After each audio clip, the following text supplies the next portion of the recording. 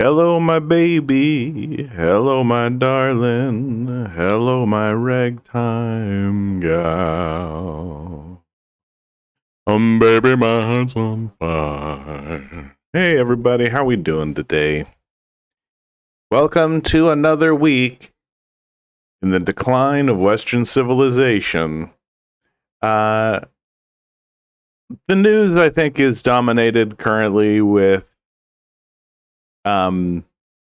yet another Trump assassination attempt.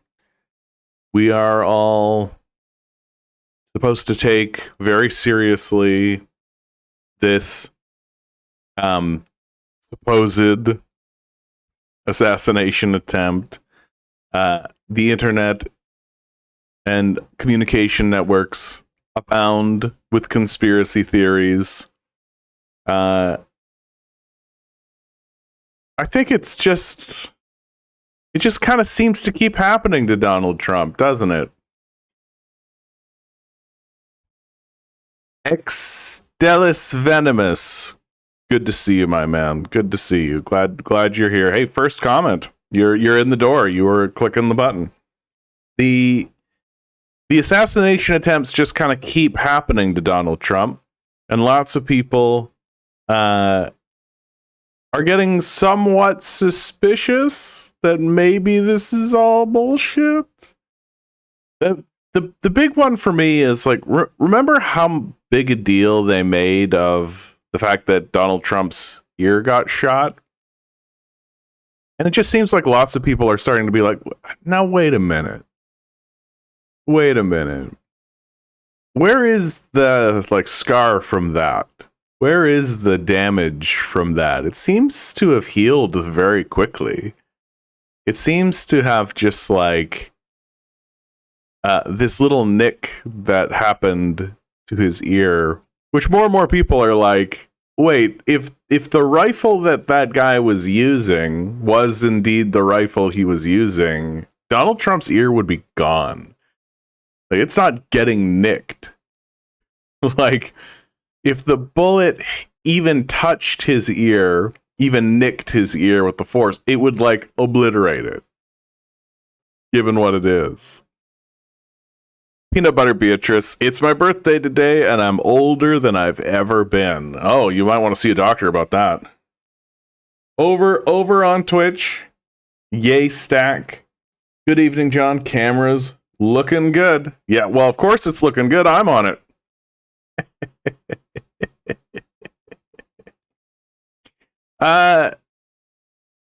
Yeah, I mean, the news is the same as it's ever been. I feel like we're in a perpetual constant feedback loop, that it's never anything new or interesting, really. I do have two pieces of news. I'm going to wait a little bit for people to come on in, as they do. I am competing with the beautiful weather now, so I suspect things will be a bit slow and steady wins the race, as they say. I shall be the tortoise, you shall be the hare. Or whatever. Whatever makes that analogy work.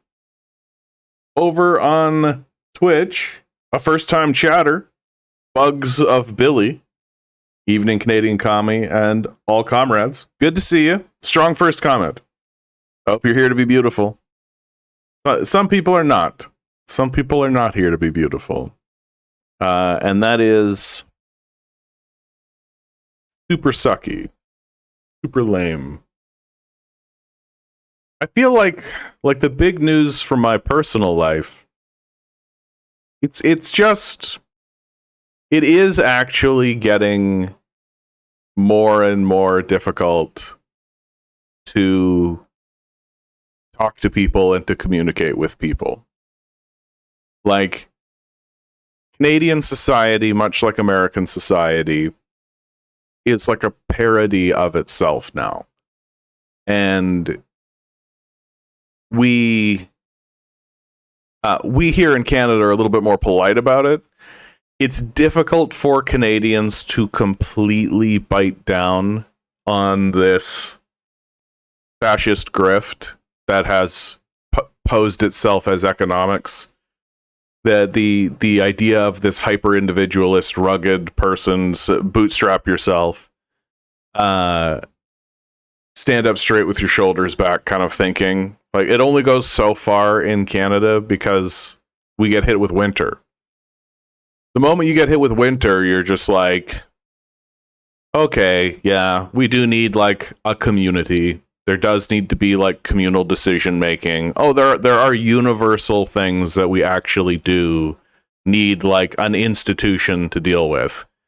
And if you tried to like hyper individualized winter, I think you would see a lot of dead people. And people are like aware of it. Even if they can't articulate it, even if they are one of these like ride or die, like I did everything by myself kind of people, yeah, like winter.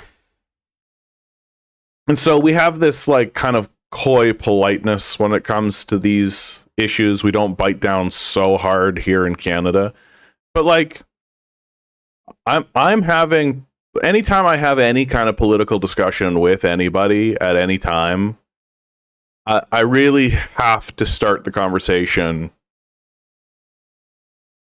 with the understanding, my own personal understanding, that I am probably talking to a fascist. Like, fascism has become the mainstream ideology. It's so popular that the liberals are doing it. Like, what the liberals are and what they represent and the ideology that they are pushing forward is fascism. It's just naked and open. They're just doing it politely. They're just doing it with this just calm, procedural, we here in Canada believe that the way to make every Canadian prosperous is to ensure that someone else is prosperous. Like this is the funniest thing about this moment in our history, is that the economic theory that we've been running on for 50, 60 years is just debunked. It's completely debunked. The idea of trickle-down economics, the idea that the way to make everyone prosperous is to make someone else prosperous, and then they will, by the force of nature and a wizard hand, the invisible hand of the magical market, will make everyone else prosperous. And so they keep trying to find new ways to sort of present this failed economic theory, this like phrenology concept, as if it's a new concept. And they keep trying to, and now they're going so far as to just grift us. Like, they're just lying now. Like, they're not even trying to present the idea honestly. They're like, here in Canada, Mark Carney is announcing the Sovereign Wealth Fund, which, like, on the surface, you're like, oh, a sovereign wealth fund. What a great idea. Places like Norway. Oh, those democratic socialist places that the Bernie Bros always love. Like, I'm about the socialism of Norway and Sweden, you know? Oh, they have sovereign wealth funds, and so we could make a sovereign wealth fund. You know, we'll make everyone prosperous by making someone else prosperous, right? Future generations will be prosperous. We won't be prosperous. Some billionaire will be prosperous, and then somehow, magically. But what is this sovereign wealth fund? Like, an actual sovereign wealth fund that is actually a sovereign wealth fund takes revenues from their resource base, right, and funnels it into an account. It doesn't go into the bank accounts of the Epstein psychopath class, right? It doesn't go into the through back channels or anything like that. It just is literally like, oh, we sold oil. Money from oil go in sovereign wealth fund. Use sovereign wealth fund as a investment tool. Right? Instead of, oil go to rich psychopath. rich psychopath spend money on you? We think so. So what are the carny liberals actually doing? Well, the sovereign wealth fund is basically just them taking your taxes, right? Just the normal tax base that they do normally, and putting it into this quote unquote sovereign wealth fund, which they will then use to fund corporations. So essentially, it's what they're doing now. They're just trying to like put lipstick on this pig now.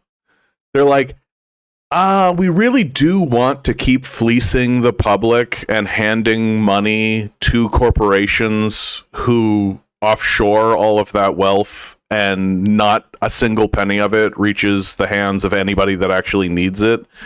And we really do want to keep that dynamic going. This extraction, which is what trickle down economics actually is. It's just wealth extraction. It's a redistribution of wealth from the populace into the coffers of a small group of psychopathic pedophilic rapists. That's what trickle down economics is, fundamentally, like to its core. It can't be anything but that. And so they are trying to continue the grift. They don't want Canadians to suddenly go, wait, why are these guys keep trying to tell me that they're making me prosperous by making somebody else prosperous? They keep saying they're going to improve my life, and they keep saying that they're going to do that by making somebody else's life better. And the person whose life they're making better is a person who already has $100 billion.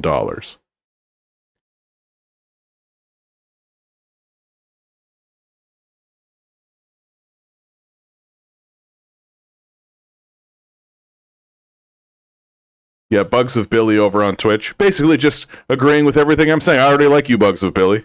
Yeah, I'm afraid I always fail in fascist aesthetics of classical beauty. Maybe I have a place in socialist realism. Oh, you're living in a very abstract space. Yes, real danger of freezing in Canada. Yes, indeed.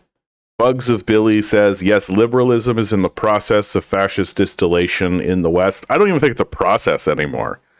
I think that it's pretty much a one-to-one at this stage in the game. Like, the only real difference between like the classical fascism of like Hitler and Mussolini and the fascism that currently exists in Western capital is like there is aesthetics at this point. It's essentially aesthetics that they don't have the costumes. They're not doing the salute.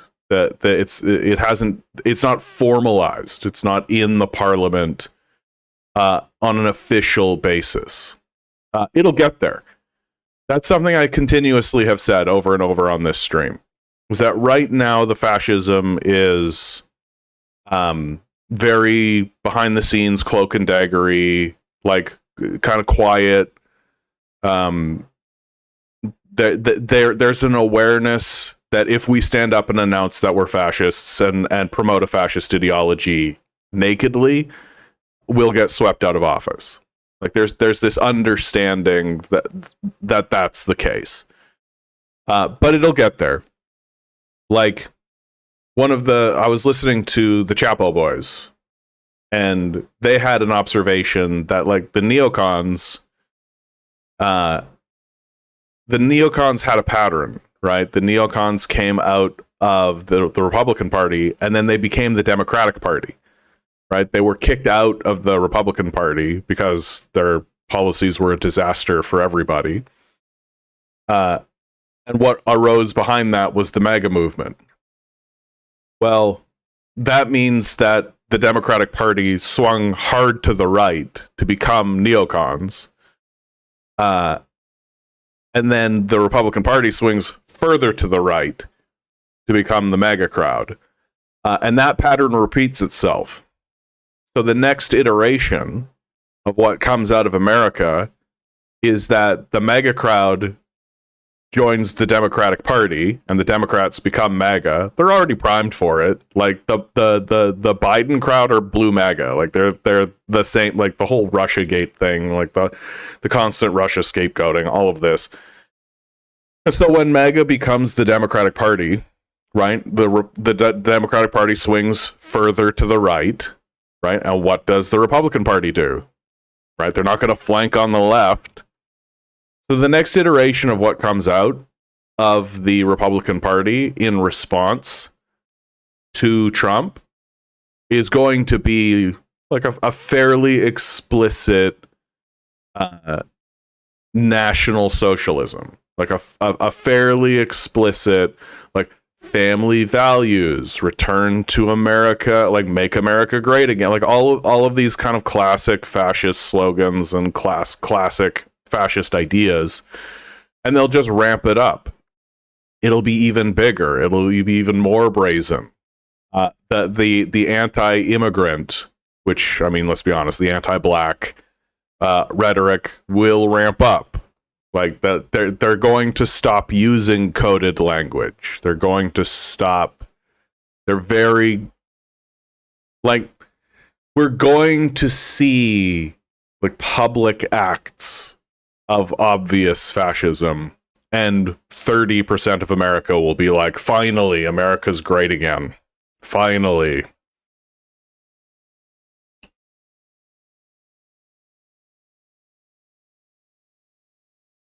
So at this point, it's just basically aesthetics. Rotary Boys over on Twitch. Viva Cuba Libre. Oh God, my heart goes to Cuba. Really, what we're doing, what America and what we are doing to Cuba, is just vicious. Venomous asks, "Are you smoking a lot of weed?" Not a lot. I have a puff every now and then. Like if I'm sitting down and playing a game or something. I've gotten really into Crimson Dawn, which is nice. Crimson Dawn's a great game, by the way. If you can, like, anytime I get myself into a bad funk and into a bad space, I do have to remind myself that I live in a very specific time. Like, we are quite blessed that there is like video games. Like there's this art form. There's this insane art form that has come out of nowhere called video games. And like they're brilliant. Like they're really brilliant.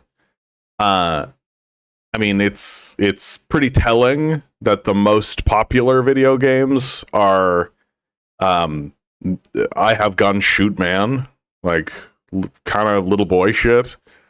The Call of Duty is just like little boy shit, and it's like pretty telling that that's the most popular game. That's the one everybody plays. Oh man, I've got gun and I shoot man. Oh, that round of shoot man was good. Let's go shoot another man. It's like, okay, and of course our military does everything they can to promote this, because at the end of the day they need lots of men to shoot other men. Anyway. So, when I sit down and I play Crimson Dawn or something, I'll have a puff. Freestyle Skate. A resolution failed to pass in the Senate to stop aggression towards Cuba, just like it did before Venezuela and Iran were invaded. Oh yeah, wait for that.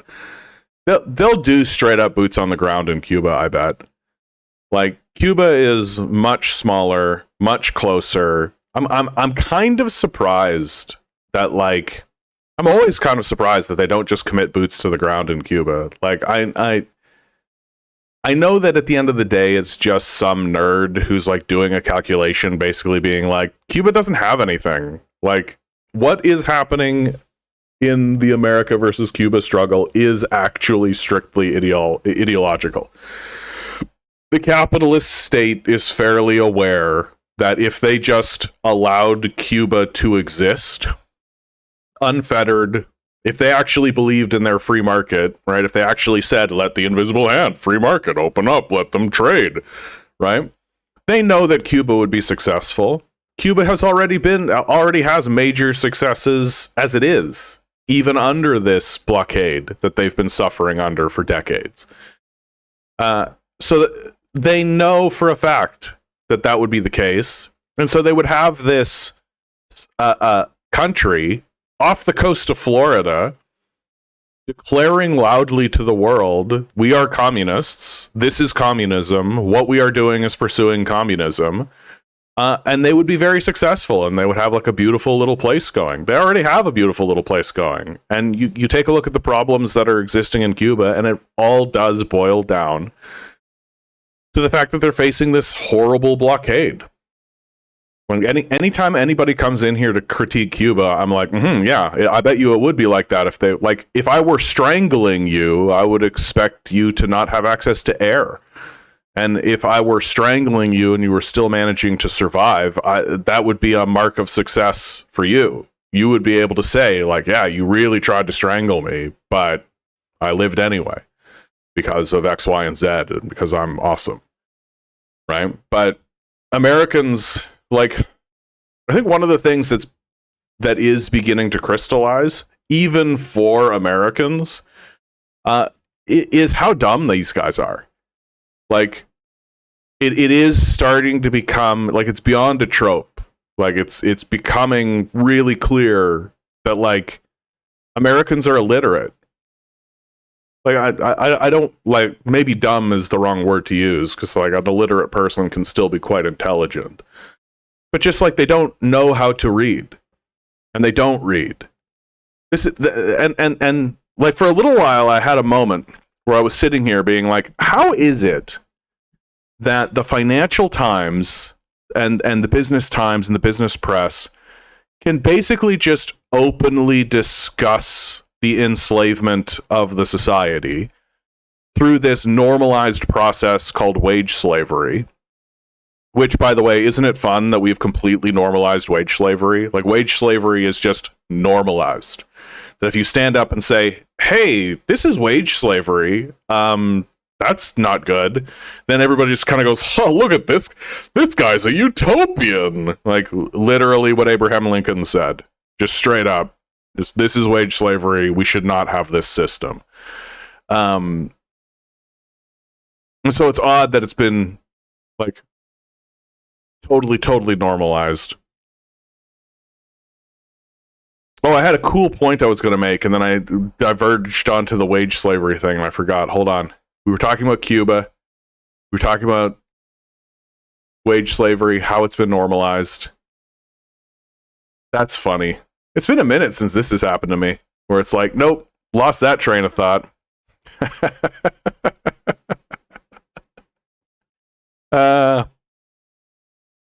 Freestyle Skate says, also, John, I see a lot of establishment going against Hassan in the mainstream. You mentioned this would happen some time ago, so here we are. Yep.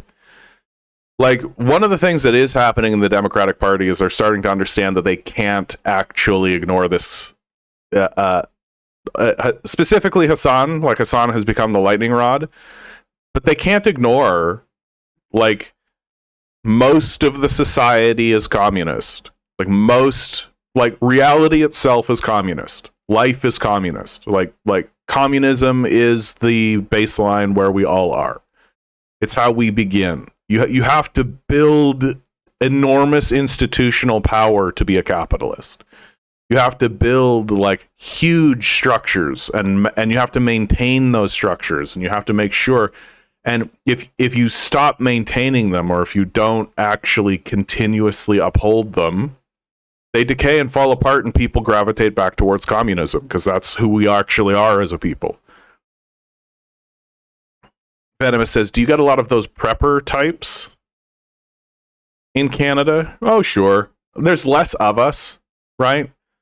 And it's our winter, right? Like, you get lots of guys who, they wouldn't consider themselves preppers. They would just be like, it's winter. Like, I'm going to have these things in my car. And if you called them a prepper, I think they would just be like, okay, bud, see you in January. Which one of us is going to be laughing? Like, for those of you who live, like, in the United States, even if you live in one of the colder places in the United States, you just don't get it. You just don't get it. Like, and things are a little bit different now because we have like modern technology. So even if you are like, first of all, your car is like highly advanced technology. But you also have like a cell phone, right? So you always can contact someone. You're always in communication. You're always this, that, and the other thing.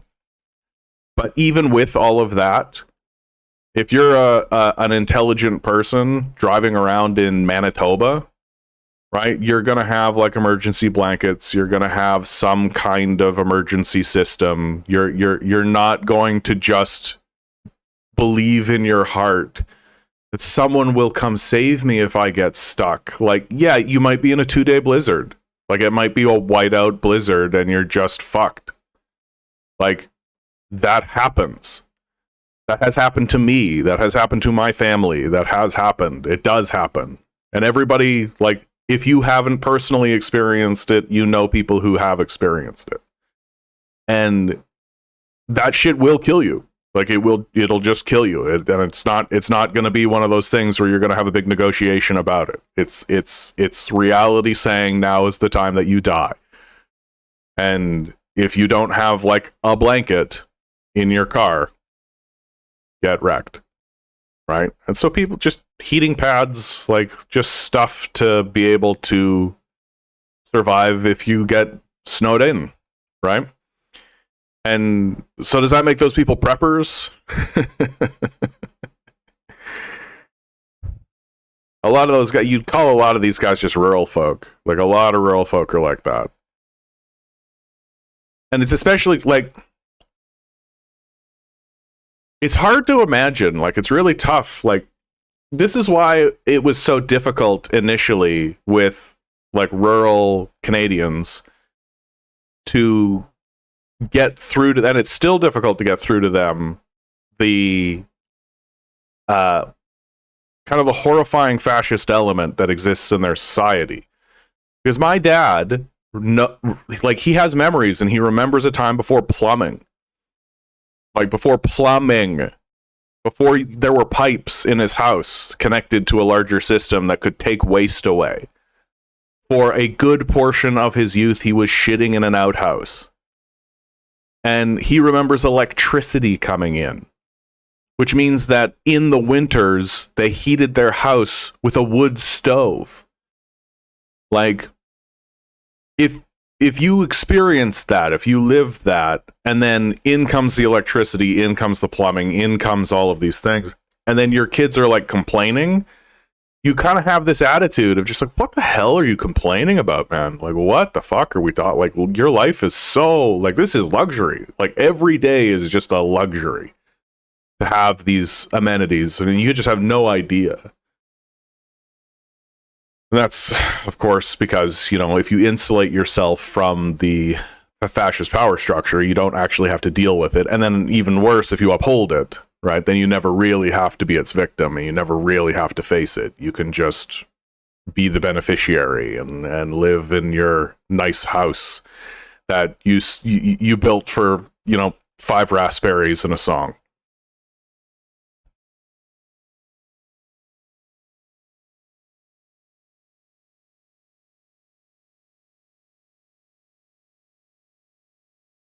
Venomous says, ever heard of the town called Marinelada in Spain? The entire town is a communist collective, been functioning since the 70s. Yes, I have. And there's also the big one that I know a little bit more about in Spain is the co-op corporation by the name of Mondragon. Richard Wolff is a big proponent of that, and it's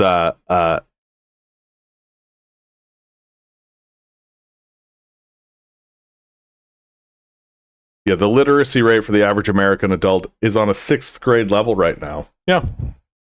Oh, yeah, that's what I was talking about. The literacy rate. Like, how do you have a civil society?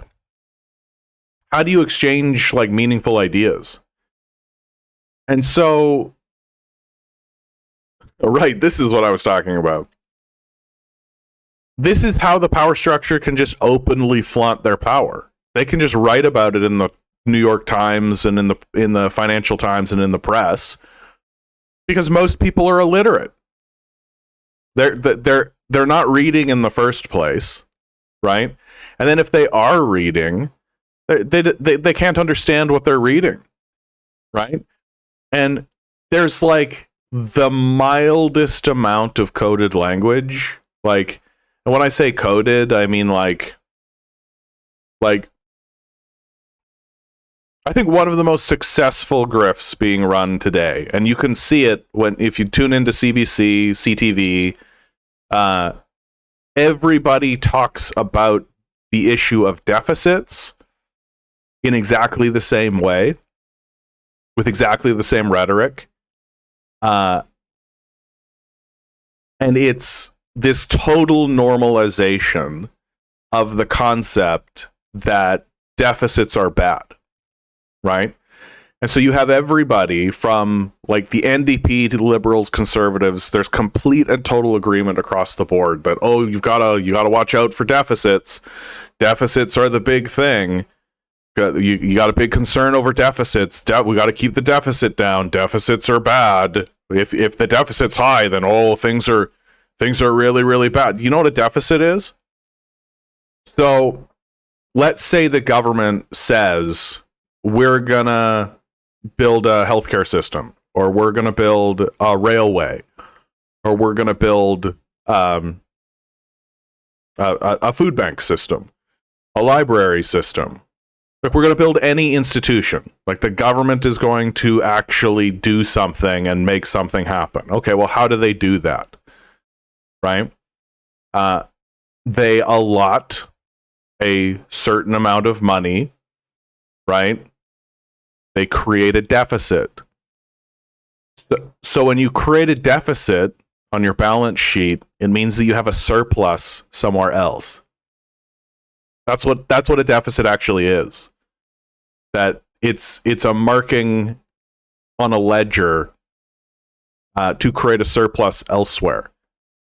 And so when these guys say we got to get the deficit down, what they're actually saying is we've got to destroy these surpluses, right? Oh, the surplus of the healthcare system, which creates a deficit on the ledger, must be destroyed, because that's the only way that you can get rid of a deficit. Right?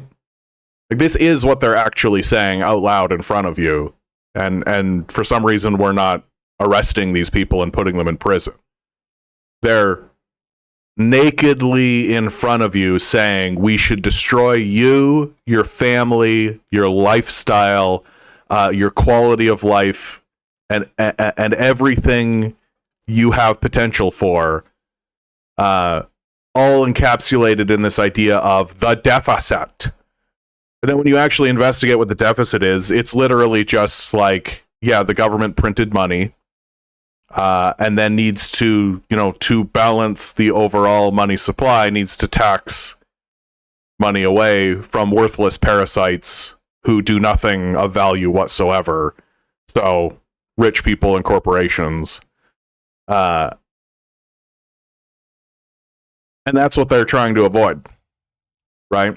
They don't want deficit spending because they know and understand that the only way to balance, like, if they actually wanted a balanced budget, if the Conservatives were actually honest about their quote-unquote balanced budget, they would be screaming their heads off about a wealth tax. They wouldn't be talking about reducing government spending. They would just be like, oh, there's this mountain of overwhelming wealth piled in offshore accounts, being used to like prop up a pedophile ring that has just been completely exposed for everyone to see. We should absolutely 100% be taxing that wealth away. 100%. Like, if that was your strategy to quote unquote balance the budget, that's what you would be talking about if you were honest. We're not honest. And we're also like illiterate and gullible as a people. But the very fact that this deficit grift is still working. And it's also how, like, it is how we're getting stuff like this. Right? Like, can you imagine what would happen if the CEO of Palantir released like a Nazi manifesto the way he has,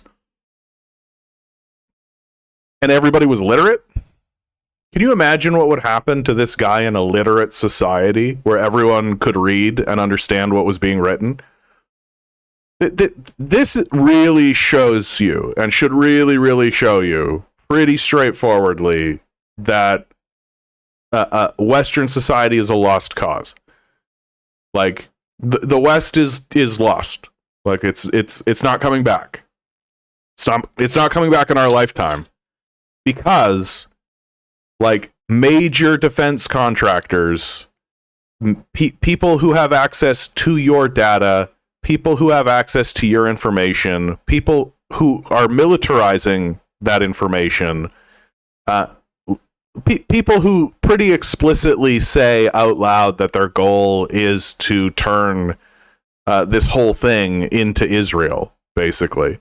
That Gaza is the template. Gaza was the training ground. That everything's going to turn into that. Are releasing, and we're going to read this. It's 22 points. If you haven't actually seen this thing, right? Like, if this doesn't convince you that what we're looking at is just fascism, at least at barest minimum fascism, then I don't know what to tell you anymore, guys. Like, I really don't. Over the weekend, Palantir released a 22-point summary of CARP's 320-page book, The Technological Republic: Hard Power, Soft Belief, and the Future of the West, that the billionaire tech CEO co-wrote and published in early 2025. Because we get asked a lot, The Technological Republic, in brief, the company wrote on X. The ideas reflect CARP's long-held worldviews, including the view that the tech industry has been insufficiently supportive of U.S. national security, right? So they want to embed themselves completely into the national security apparatus. CARP, who holds a PhD in neoclassical social theory from Goethe University in Germany, Germany, right? Nothing crazy happened in Germany within living memory, right? Nothing, no. Has delighted in his views that AI will devalue humanities degrees and place greater emphasis on traditional trades work. Right, they just want to make you a cog. Right? They devalue humanities so you don't actually know anything, can't read, don't have a concept, don't have a theory on reality, right? Just do what you're told and turn this widget. That's pretty nakedly what they're telling you. The summary points range widely in subject matter, from proclamations about the tech scene, Silicon Valley must play a role in addressing violent crime. Yeah, I'm sure that won't be creepy and dystopian. To the relationship, like, they're going to turn the prison system into something that resembles like a factory farm. They're just going to have people in solitary confinement in little cages. Like, that's what they're going to do. To the relationship between the tech sector and the military, if a U.S. Marine asks for a better rifle, we should build it. And the same goes for software. And even religion. The pervasive intolerance of religious belief in certain circles must be resisted. Right? You're noticing that there's always this anti-human trend, right? That we can't actually have a discussion about what religion is or how it represents or how it manifests. Like, we can't actually have a serious conversation about that. It just needs to be resisted. Okay. One of the list's most provocative suggestions is that the U.S. should reconsider reinstating conscription. The U.S. hasn't used the draft since the Vietnam War, part of a massive transition to an all-voluntary force. So just naked, open, like, we should invade places and force you to do it at gunpoint. Government contracts make up a large share of Palantir's business, right? Free market, which is why it's heavily subsidized by the government. And the U.S. military has used Palantir's Maven Smart system, an AI-enabled advanced targeting platform, to carry out the Iran war, the Washington Post reported. Yeah, because we're definitely winning that war, right? So not only is your technology like fascist and dystopian, it also doesn't work. It also fails at the one thing it's meant to do, which is, win. You would think that if you were had all this technology and were competent, that you would actually win wars, right? Like that to me would be a sure, like a telltale sign that what you're doing is like has legs, has merit. Oh yeah, they used this technology and it won. They were victorious. The enemy could not withstand. Iran is withstanding. Like, what are we doing here? Sean McGuire, the Sequoia, Sequoia. It's Sequoia. Sequoia. Partner who made headlines last July when he called now New York Mayor Zohran Mamdani a secret Islamist, called Karp's bullet points brilliant. Oh well, one Nazi complimenting another. Despite what the extremes preach on social media and Ivy League campuses, Palantir represents the ideological center with a rarely articulated moral clarity, McGuire wrote on X. Elliot Higgins, founder of the investigative journalist site Bellingcat, wrote that Palantir's continued growth relies on a world that aligns with Karp's views. Palantir sells operational software to defense, intelligence, immigration, and police agencies, Higgins wrote on Blue Sky. These 22 points aren't philosophy floating in space. They're the public ideology of a company whose revenue depends on the politics it's advocating. Nazism. Here's the 22 points. Number 1. Oh, here we go. Silicon Valley owes a moral debt, not a financial debt, right? Not an economic debt, a moral debt to the country that made its rise possible. The engineering elite of Silicon Valley has an affirmative obligation to participate in the defense of the nation, not to actually, fund education, fund the well-being of the society, right? Notice how it's all hyper-focused on militarism. It's all hyper-focused on, like, yes, we need to defend the nation. Defend the nation from what? Defend the nation from you, right? That's what they're defending, the nation. When they say the nation, in this case, they mean themselves, right? That they're using this bullshit, like, the nation, as if they care about the nation at all. If they cared about the nation, they would fund a school. If they cared about the nation at all, they would fund your health care. If they cared about the nation at all, they would help you pay your rent and buy food. If they cared about the nation at all, right? So right off the bat, point number 1, their moral obligation is only to keep you in chains. Their goal is to become your oppressor, is to become your overlord, and to call that defense.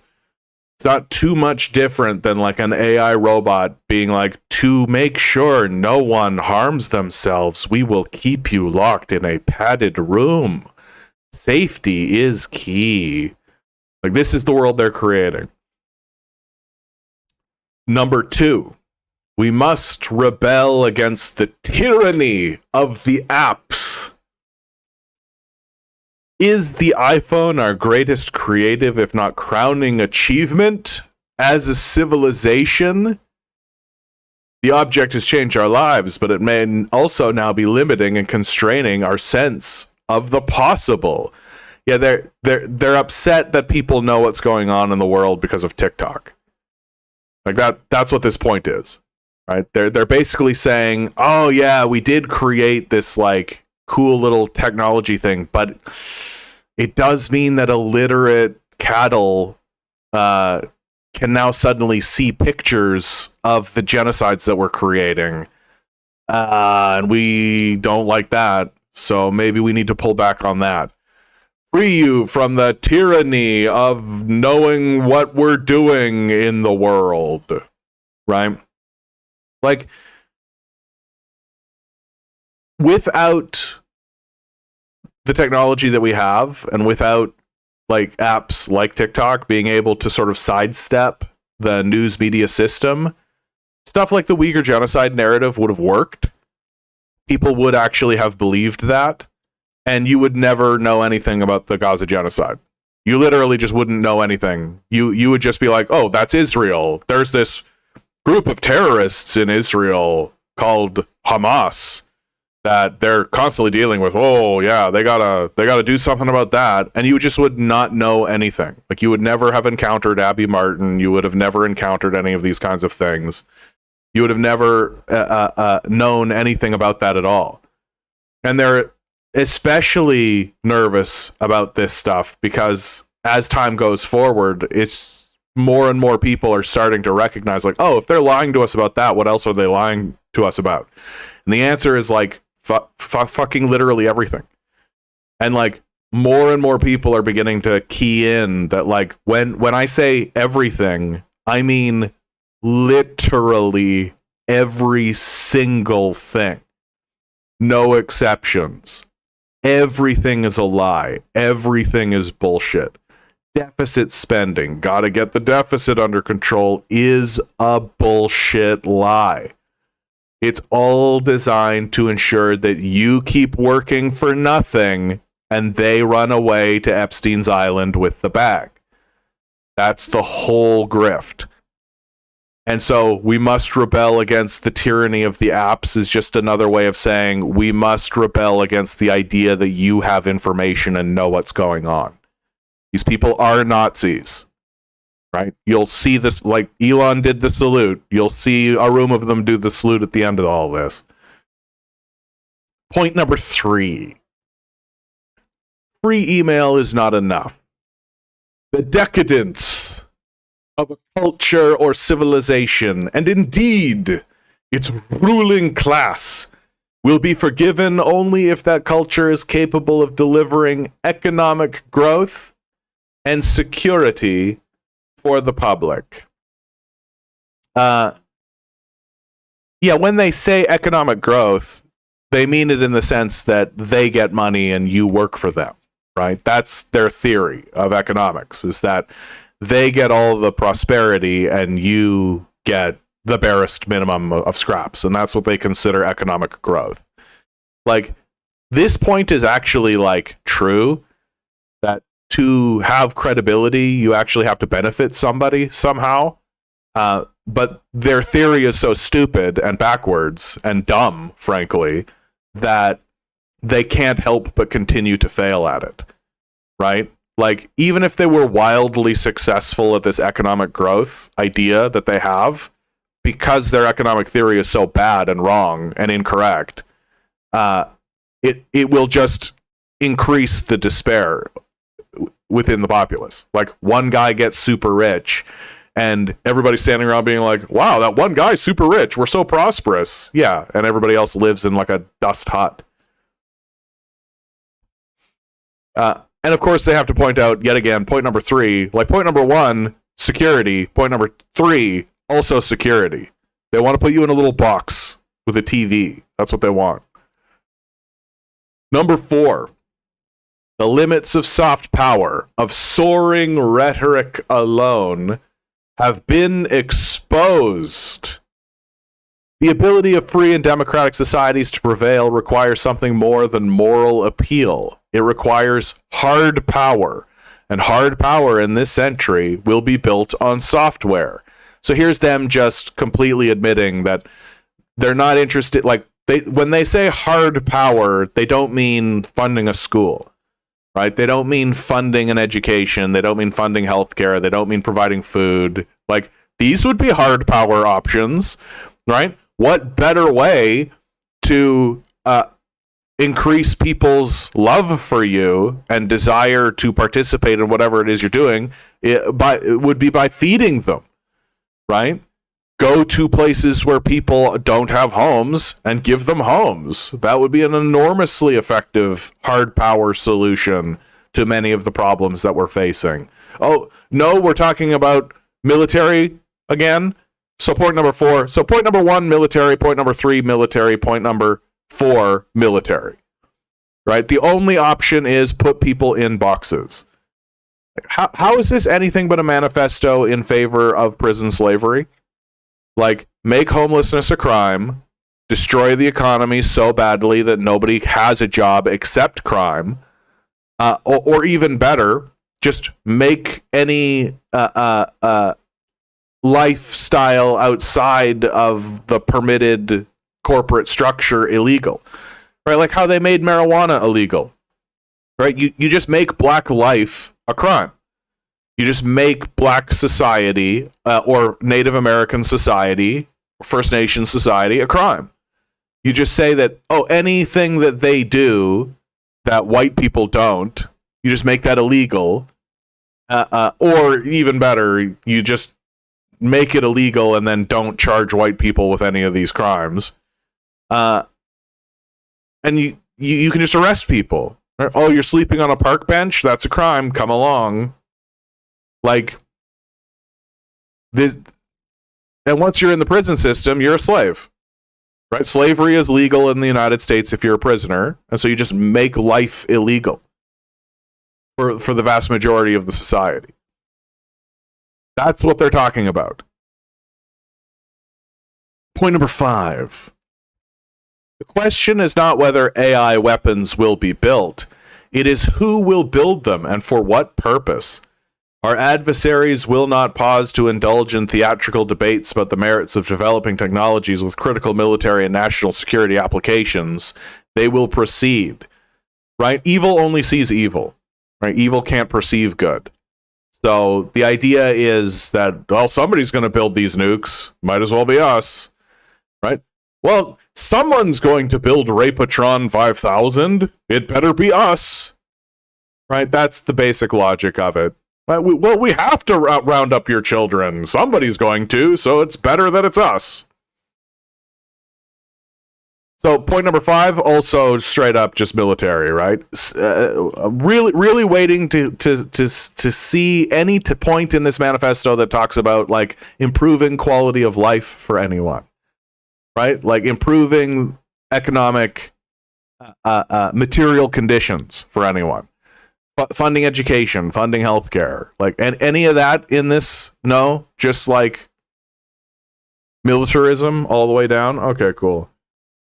Point number 6: national service should be a universal duty. We should, as a society, seriously consider moving away from an all-volunteer force and only fight the next war if everyone shares in the risk and the cost. This point is as embarrassing as it gets, because the CEO that wrote this does not share in the risk and the cost. Like, the soldier that they send to the front line is sharing in the risk and the cost. A CEO from Palantir does not, and never will. This is like a charmingly quaint thing to say, and you'd have to be like the most dim-witted and gullible person to actually think that this guy gives a shit about making sure everyone shares in the risk and the cost. Like, they want to take like people who are sort of, as far as they're concerned, just lying around, right? And they want to take them and they want to grind them into a war machine so they don't have to actually feed them. Like, and you see the rations that they give their military servicemen and women. Like, they're not interested in feeding these people. They're not interested in that. Like, they just need a body here to press the button when they're told. That's what they need. And the trouble that they're facing is more and more people are beginning to see. Like, the reason why they're rushing so hard on AI and robotics and all this stuff is because people are no longer joining the military. Why would they? Right? Like, it's a pretty straightforward and obvious grift. And like, the people who are joining the military, like a big problem that exists in the military now is that the people who are joining are morons. Right? Because you have to be a moron to join the military at this point. You have to start at, I'm a psychopath or I'm a moron. And you got to really think about like what that's going to do to your military culture moving forward. Like, the people who are moving up in the ranks in the military are morons, because you have to be a moron to be in the military now. It's not a noble pursuit. It's not a glorious thing. That we see what you do to the veterans. We see how you discard them. We see how people who are in the military and then thrown out of the military, or who are injured and can no longer participate in the military, we see what happens to them. We have eyes. We can talk to them, right? And so to actually think at this stage in the game, especially in like a post-Iraq world, yeah, I'm going to get out of high school and I'm going to go join the military. You either have to be like just a psychopath, I'm going to go over there and kill children. Like, killing children is the best. I can't wait to legally kill children and get an award for it. So you have to be that guy. Or you have to be so stupid that it's a miracle you put your shoes on. Or you have to be so desperate and crushed economically that this is your only choice. And those are the people that become privates, that become sergeants, and then eventually go up the ranks and become your lieutenants and become all this kind of stuff. That's your military force. That's who you want to be your military force. You think you're going to actually have a competent, intelligent, well put together military based on that? Nope. Yeah, Rotary Boys over on Twitch. Representatives Mike Lawler and Josh Gottimer introduce a resolution to U.S. House to condemn Hassan Piker for anti-Semitism. The resolution states Piker has expressed support for Hamas on multiple occasions and claims Hamas is 1,000 times better than Israel. Yeah, Piker is objectively correct. Israel is a Nazi force. They're Nazis. So, and I don't even think we should be calling them Zionists anymore, because I think that kind of confuses the issue. Like, they're pretty straightforwardly just Nazism. Like, Zionism is Nazism. It's just the white supremacists, the supremacism is not focused on Aryans. It's focused on Jews, right? And they co-opt the Jewish religion in order to put forth their Nazi ideology, just like the Germans co-opted the swastika. And the word socialism too, so that Charlie Kirk could stand in front of everybody and go, "Oh, the National Socialist, it's in the title, just like I eat Ural cakes." My goodness, it's so funny that Charlie Kirk has like been venerated now. Like, it's so funny that he's like this like icon for these people. He's just like it's perfect. Like, it's perfect that this absolute dullard dimwit has been like iconified and raised up the way that they have. JT, good to see you, my man. The irony of calling open source communal part of the digital social space is tyranny. Yeah. But it works on reactionaries who think all human behavior is a communist plot. Yep. Yeah, exactly. Paying fealty to your capitalist overlord is humanity. Right? Actually having self-respect and believing in your own divinity. Whoa, that's crazy commie talk. Yeah, it's all, we need to figure out why people aren't falling in line. They're fighting with no actual attachment, just like fighting visions they were taught. The only reason they are successful now is their technological edge, which they're losing. Right? The one thing, there's this Iranian woman who I speak with infrequently, but we encounter one another, and I can tell that she's curious about my worldview, which I'm giving her like the softest edge of. I'm not plunging deep into the communism with her, because she's a fascist. Like, but what she's teaching me is there's like a type of normalized fascism that exists in the world, where people have like of course I think this way. Like, it's not like a rabid, foaming at the mouth Heil Hitler kind of cultish sort of thing. It's like, no, of course I support Donald Trump's war against Iran, right? The Ayatollah and the IDF are horribly violent, and we need to be rid of them. And this is a way to do that. Like, and the trouble is that if you're from Iran, right, and you've encountered the Revolutionary Guard. Sorry, I think I said the IDF, but if you encounter the Revolutionary Guard and you counter the Ayatollahs and you counter the militarism, right, they are violent. The stories that get told about them are likely true, right? Like, it's not And if you have that personal experience, if you have that first-hand account, it's difficult to take a larger meta geopolitical view. And you just kind of end up in a space that says this must end, right? And and if you don't study the humanities, right, if you don't actually read anything about war or violence and how it propagates itself and how it moves forward into the society, right, then you can really fall for the idea that the way to end violence is with more violence, right? That there isn't a phrase like violence begets violence. That doesn't exist, right? An eye for an eye makes the whole world blind, right? That doesn't exist. No, the way to end a violent regime is through the violence that created the regime in the first place. And it's especially true if you don't have any like historical analysis. Like if you're like a 28-year-old person from a country and all you really know is these guys are mean and bad, like, and you don't actually go, oh, hey, how did these people come to power in the first place?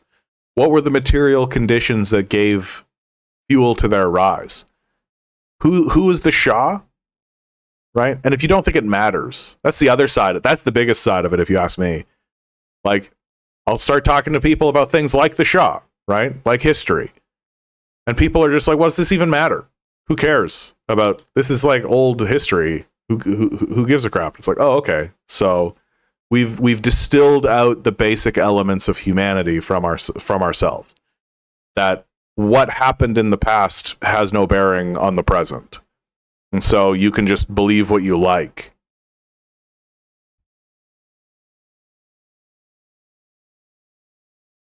Yeah, Iranian diasporoids literally wish genocide upon their own people. I mean, I just think that there's this sort of John Mearsheimer, I think, really hit the nail on the head with this, which is people misunderstand what militaries are actually capable of. There's this, and we're seeing it with this article, with these points, that there's this sort of belief that you can resolve conflicts and you can resolve human problems through military action, and you can't. Militaries are very limited. They can do one thing really well, right? And they do it really well. Just ask the people of Gaza, right? Like, if your goal is to reduce a region to rubble, right? Just ask the people of like southern Lebanon what the IDF is doing to them. Like, if your goal is to reduce that region to rubble, to create an open air concentration camp, like if that's your goal, you can do that. But if your goal is to actually like nation build, if your goal is to actually like build a civil society, your goal is to build like a Western democracy, militaries can't do that, right? You can't win hearts and mind by going into an area and blowing it up.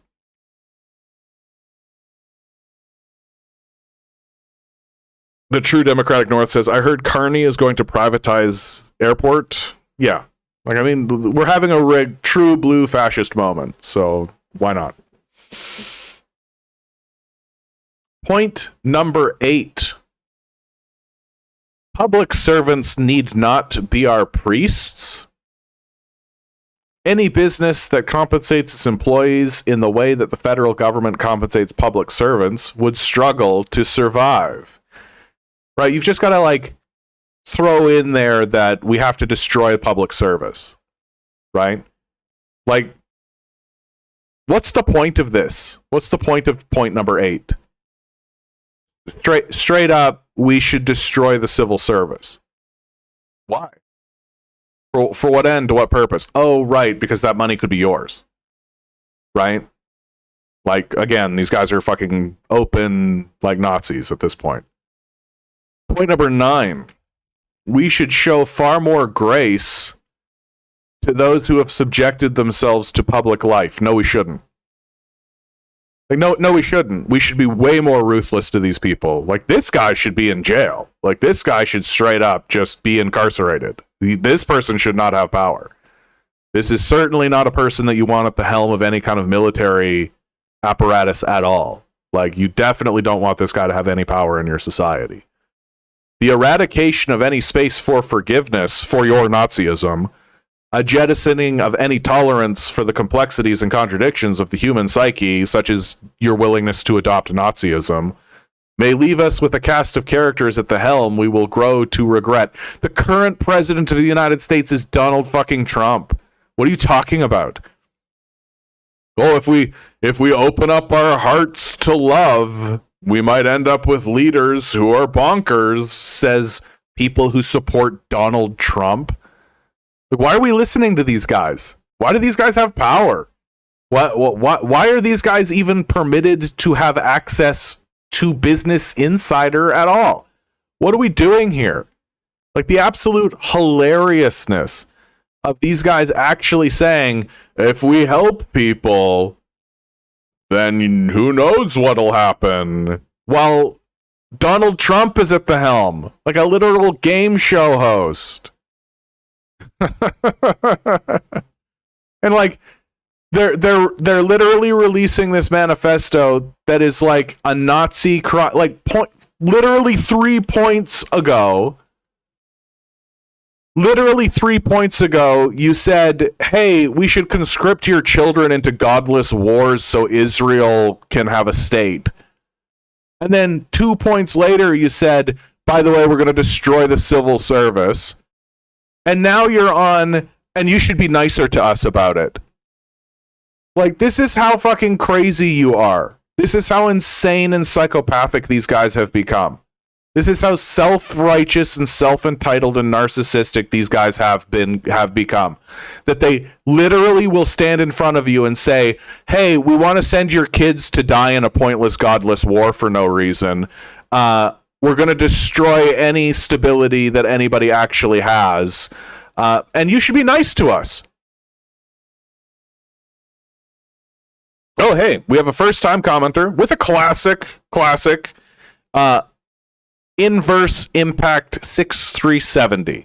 How can you be a communist? So we're going to deviate from this article that we're reading because I give deference to first-time commenters.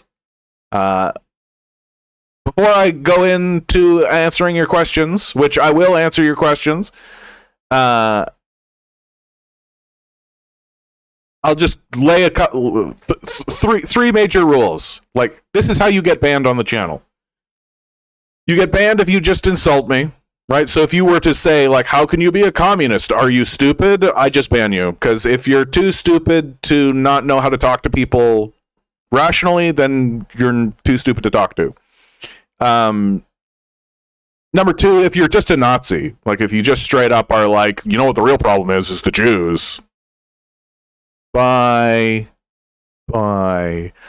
And then number three, if you're just unwilling to acknowledge like reality, like if I present something to you that is just like hard, firm truth, like 1 + 1 = 2, and you just don't acknowledge it, then we can just move on from you, right? So those are the three things that kind of get you pushed out of the channel. Just be nice to me, man. Like it's fine. So, and the reason why I have to do this big preface is because for some reason people don't seem to understand that, like, yeah, I don't want to deal with assholes who are also Nazis and delusional. How can you be a communist? Like this. Hi, I'm a communist. I think what's important for people who are just confronting the idea that there are people who are communists and who talk about communism, I think it's really important to begin with, and I'm not trying to say this to belittle or insult you, because you live in like a real propaganda system, but really like look at yourself right now and like be honest with yourself for a minute. Like really ask yourself, what do you actually know about communism? Who told you the things that you know about communism? Why do you think the things you think about communism? Where are you getting that information? Who said so? And if I genuinely think that if you were to actually be honest with yourself and actually do serious introspection on this question of what do you actually know about communism, you would reach the conclusion that you don't actually know anything about communism. And again, I'm not saying that to insult you. I'm not trying to say that you're a dumb person or that you're stupid. I'm just trying to tell you that we're trying to illuminate that you don't really know much about the subject because you're in a system that benefits from that. And you ask, how do you start to be a communist? The truth is that I always was. That when I was young, like 12, right? I was always very interested in politics. I was always very interested in society, right? In the humanities. And I really kept asking questions about, like, well, why are there homeless people? Who are these people? Why is it like this? And anytime I would put forward a solution to the problems that were apparent in the society, I was told that's an unacceptable solution because it's communism. And that was like a thought termination point, right? That you weren't allowed to go past. As soon as an adult said, can't do that, that's communism, it was just like a door shut. And it was like, oh, okay, so we can't actually have a serious conversation about how to resolve problems because that's communism. Okay. And so I kind of grew up around that, and it kind of consistently kept happening as I moved into university. It just was like a consistent thing where I'd be like, oh, we could have this kind of, and somebody would say, nope, that's communism. And it was just thought terminating. And there was a period of time at the early stage of my life where the system of capital presented itself as though it had credibility.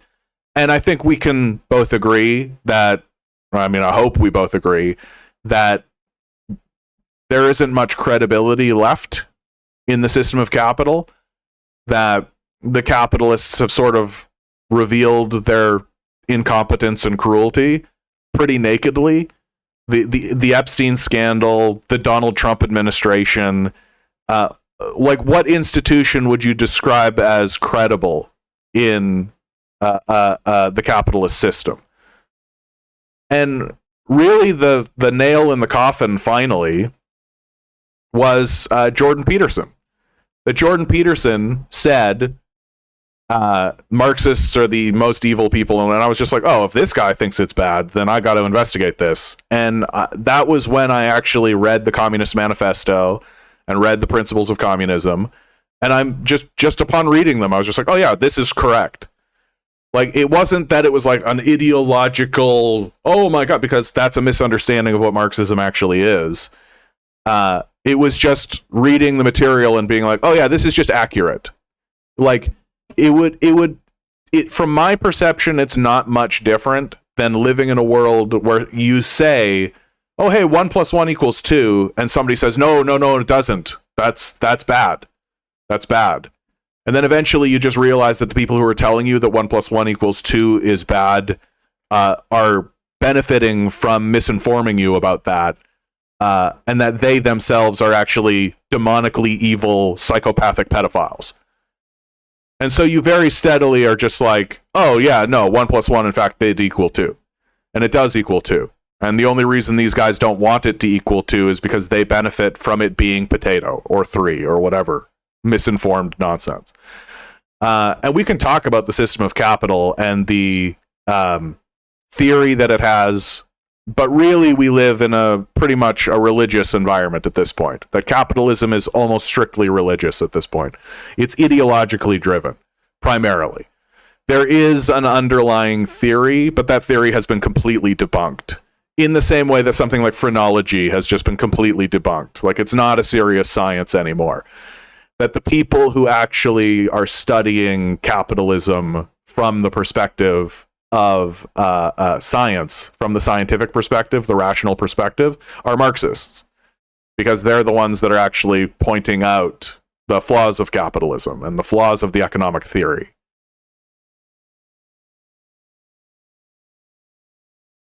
Well, Inverse says, I was not really saying this to say communism is bad. I just don't know where to start. Oh, okay.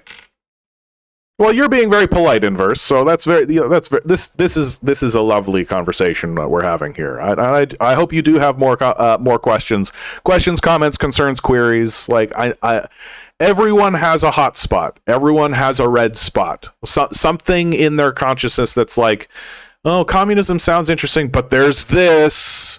And if you've got that, bring it forward. Let's pick at that.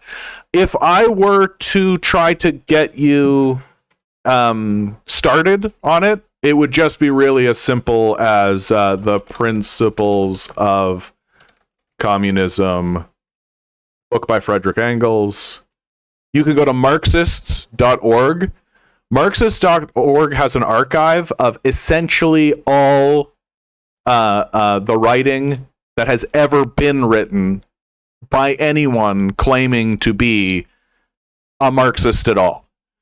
Frederick Engels was the partner of Karl Marx. People, even the most out of touch person knows about Karl Marx, right? Well, Karl Marx was the economist, and Frederick Engels was his financial partner, and also wrote. People gravitate towards the Communist Manifesto, and I think it's because capitalists like the word manifesto. It's like the word gulag, right? Like because capitalists have to maintain their system through propaganda exclusively, they're quite good at it. And they find words that have emotional resonance. Gulag is a big one. Manifesto is also a big one. So when they talk about communism, when they find themselves forced into a position where they have to blackball communism the way that they do, they'll use the Communist Manifesto as the big one. And the Communist Manifesto is good, but when you actually read it, you're like, oh, this is like pretty like timely. Like it's in its space in time, and the principles therein are not actually that well laid out. Frederick Engels' The Principles of Communism explicitly and it lays out what communism is. I'll just go through, like it's not long. That's the other thing. Like it really is like, this is what, like 15 pages maybe?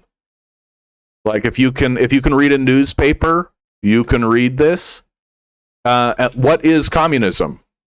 Communism is the doctrine of the conditions of the liberation of the proletariat. So this was written in 1847. So it's going to have that kind of like, and of course it's trying to be thorough. Road Pro, good to see you. Communism is the doctrine. So just like the study or like the narrative of the conditions, right? Just like where we are, of the liberation, right? The freedom, right? Of the proletariat, the workers, the average everyday person from capitalism, right? That communists view communism as the next logical step as we travel from slavery to feudalism to capitalism to communism, right? That it's a journey that we're all collectively taking through time together. It's an intergenerational journey. Like, what is the proletariat? The proletariat is that class in society which lives entirely from the sale of its labor. So if you are working a job and receive a wage, you are the proletariat, right? It's not confusing at all. You're a worker.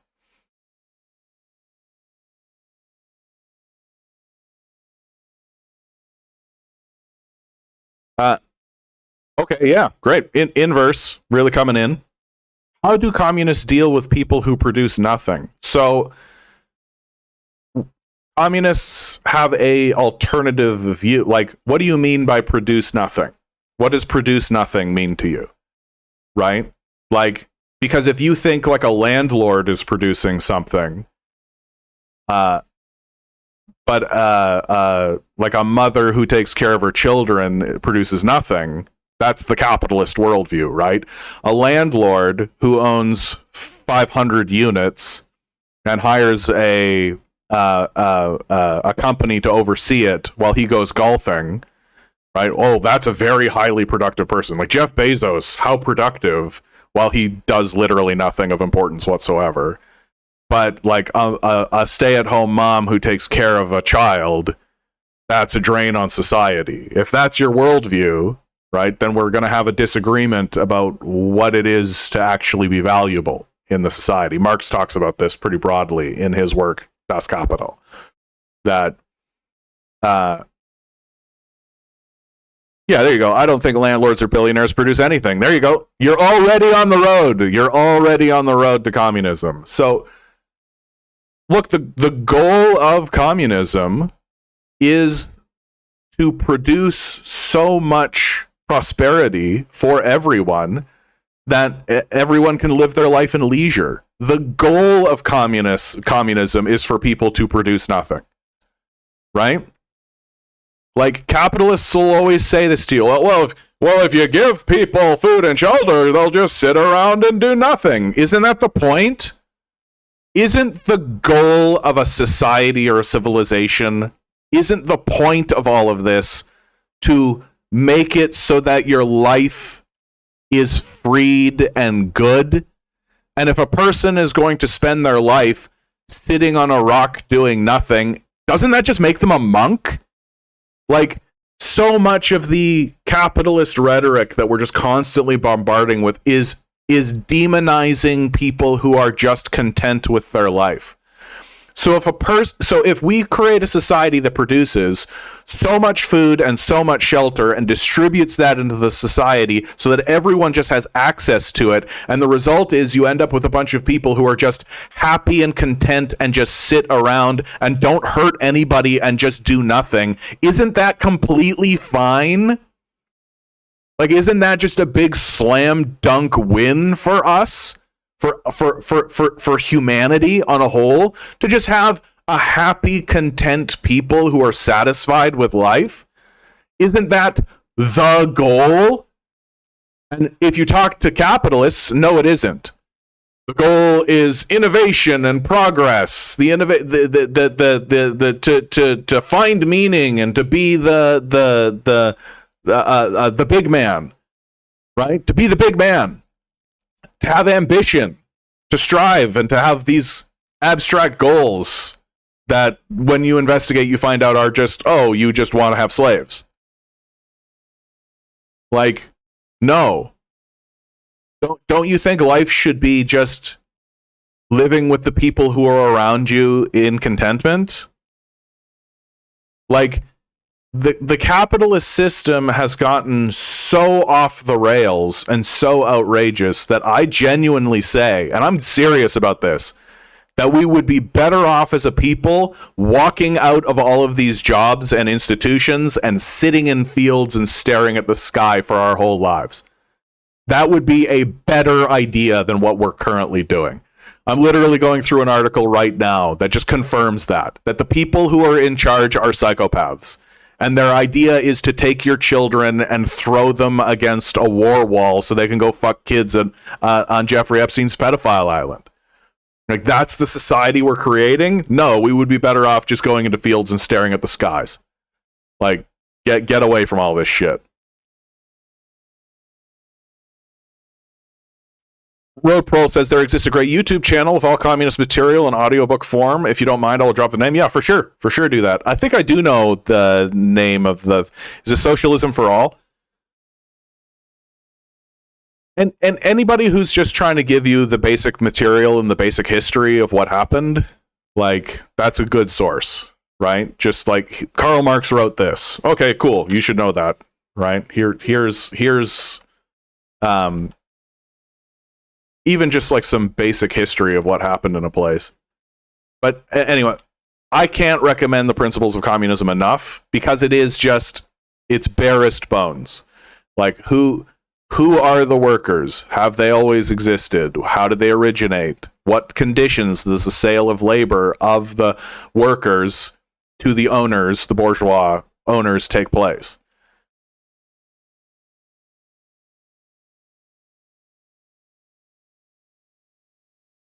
Inverse continues. So is it just like walking into a designated location and being like, I want this tomato, and you just take it? Is that the goal? Is there enough for everyone? Why does that make people, if there's enough for everyone, why does that make people bristle? Oh, yeah. Now, see, what you're doing, Inverse, is you're walking into like a fundamental idea. Karl Marx's like great achievement and Engels' great achievement was really highlighting the inherent class distinction that exists within capitalist societies and must exist. That there are two primary classes, right? Primary class number one, the proletariat. Most people are in the proletariat. If you're being paid a wage to do a job, if you're exchanging your labor for money, you're in the proletariat. You're a worker. And then there's a second class, which is much smaller, called the bourgeoisie in the literature. The owners, people like Jeff Bezos, Elon Musk, these people are asset holders. They own factories. They own land. Land's a big one, right? They own industries, right? They own the means of production. Means of production is a pretty important phrase in communism, right? Basically, it's just the ability to create things in the world. The ability to take raw resources, just base things that exist in the world, and then configure them in such a way to produce something that gets used, right? That's the means of production. In Marxist theory, the means of production is the center of societal power. The ability to create things is the center of societal power. The center of power in Western theory, capitalist theory, is finance, money, right? The ability to mobilize resources. That's their theory, and it's being shown pretty clearly to be a false theory, that it's like phrenology. It just doesn't work the way they think it does. I could go down that rabbit hole if you want, but so you have these two classes, right? You have asset holders, people who own the means of production, people who own assets, and that's how they maintain their lifestyle and maintain their wealth. That they take advantage of the fact that you do not own assets. You own nothing. The only thing that you have that is of value to them is your labor, is your ability to actually use the machines, is your ability to manufacture, is your ability to move these resources around, which they don't want to do. So you are in a position. So the position that exists societally is that you have a small group of people, the bourgeoisie, the owners, who own all the wealth, right? They're the ones that have access to the ability to create food in the society. And they say, if you want access to the wealth, if you want access to the prosperity, you're going to have to give me something for it. And the only thing you have to give them is your labor, is your body, is yourself. And so you sell yourself to these owners in a labor market, in a system that is just very clearly a wage slave system, in order to survive. And this is the central contradiction that exists within all capitalist societies. This is what Karl Marx spends most of his time focusing on, is the inherent destructive contradiction that arises from there being a small group of asset holders and a larger group of laborers who must sell themselves to those asset holders for survival. Because eventually there does come a point where the wage that the asset holders pay the laborers no longer can afford or purchase the goods that are created. And the whole system falls apart. You're seeing that happen right now, right? That's what this whole inflation conversation is about. That the capitalists are extracting more and more wealth out of the society until eventually the laborers can no longer afford to buy the goods that they produce. And the communists basically say, this arrangement can't persist. It will fall away and it will die. The question is, will it do so violently, or will we be able to navigate more peacefully? And there's a debate there, a serious debate. Some people are strictly revolutionaries. They're just like, we need to go in there and fuck these guys up.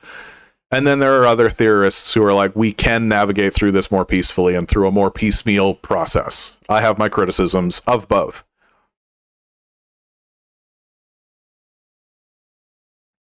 Yeah, but before industrialization and population booms, people just walked into a forest and grabbed an apple, and that's just what people did. Yes, sir. Yes, sir. And you have to create a toll booth. That's essentially what capitalists do, is they create toll booths, right? That they erect a fence around the garden, right? They put a security system in front of the garden, right? They have armed guards guard the garden, and that's called the state, right? The state is the force of armed guards who defend the bourgeois against the proletariat. That's the state. And like the police are the state. I've always found it very funny that when people are like, "Oh, this is a police state," it's like all states are police states. Like there's just sometimes they have to be mean about it. Like, I've suddenly become aware of the inherent violence of the bourgeois class. Inverse Impact says, why are they paying us based on time and not how much we produce? Because they want money for themselves. They are deeply selfish, self-entitled people. They want money for themselves, and they don't care about you. Like, the moment you're not valuable to them, they will discard you. Like, literally the millisecond. The moment they do a little like chart look over and they say, oh, we can make 0.0001% more profit by impoverishing 50,000 people, they'll do it. They don't care about you. They have no allegiance to you whatsoever. They don't have an allegiance to the country. They don't have an allegiance to anything except themselves and their own wealth. And it's gotten religious. It's gotten egregious. Like, we are at a point now where what we are looking at is money worship. That if Jeff Bezos was to lose 99% of his fortune, he wouldn't notice. That's how much wealth he has. He would still be a billionaire. Like, his quality of life wouldn't change a single iota. Why doesn't he do it? Because that money's mine. It's for me. I made it. I earned it. You're punishing success. It's all just ideological at this point. There's no rationale left, right? So it's not too much different from talking to a fundamentalist Christian at this point.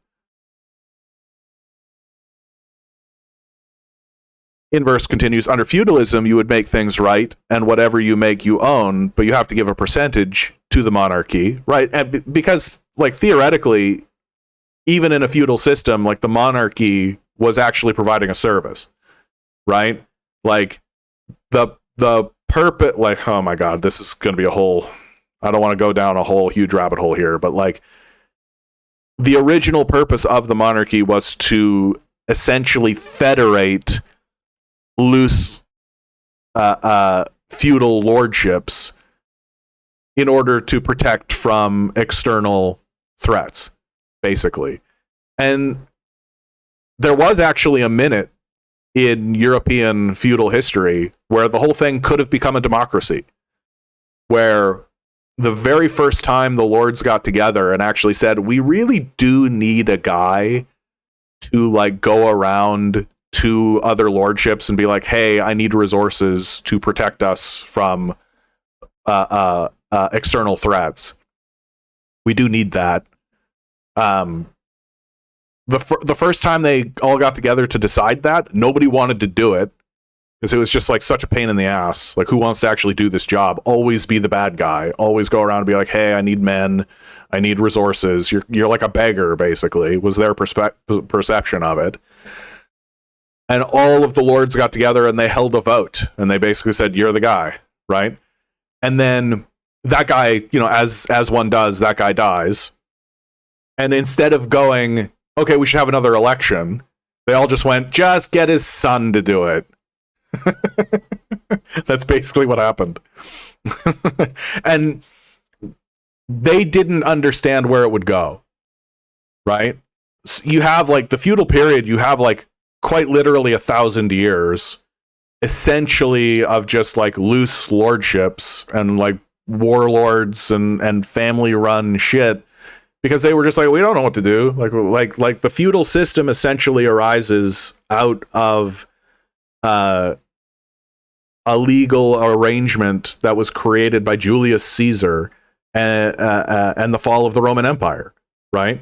That as the Roman Empire recedes, these feudal lordships that were created persisted and were able to continue through time.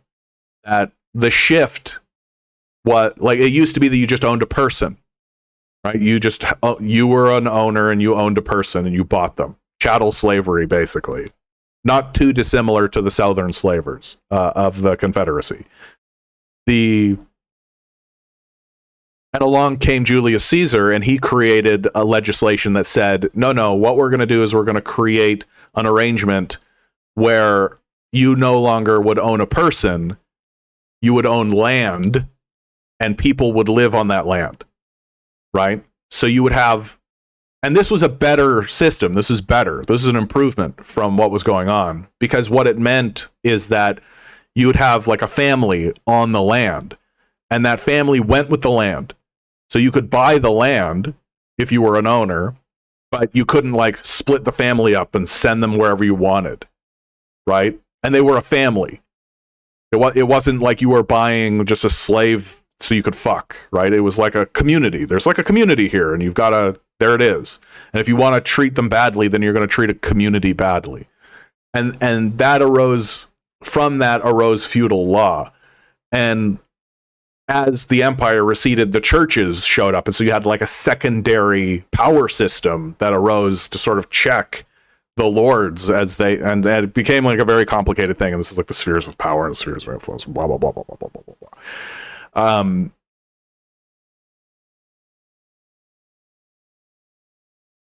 And so, and like what's funny is that during this feudal period, like they had money. They had coinage and they had tally systems. They had all kinds of stuff. But most of the systems were redistributive, which is to say that if the feudal peasants were using the currency, every so often the lord would say, okay, everybody give me the money, count it, make sure there's no counterfeiting, everything's fine, everything's even, and then redistribute it. Because the feudal societies really understood that money is exclusively a measurement tool.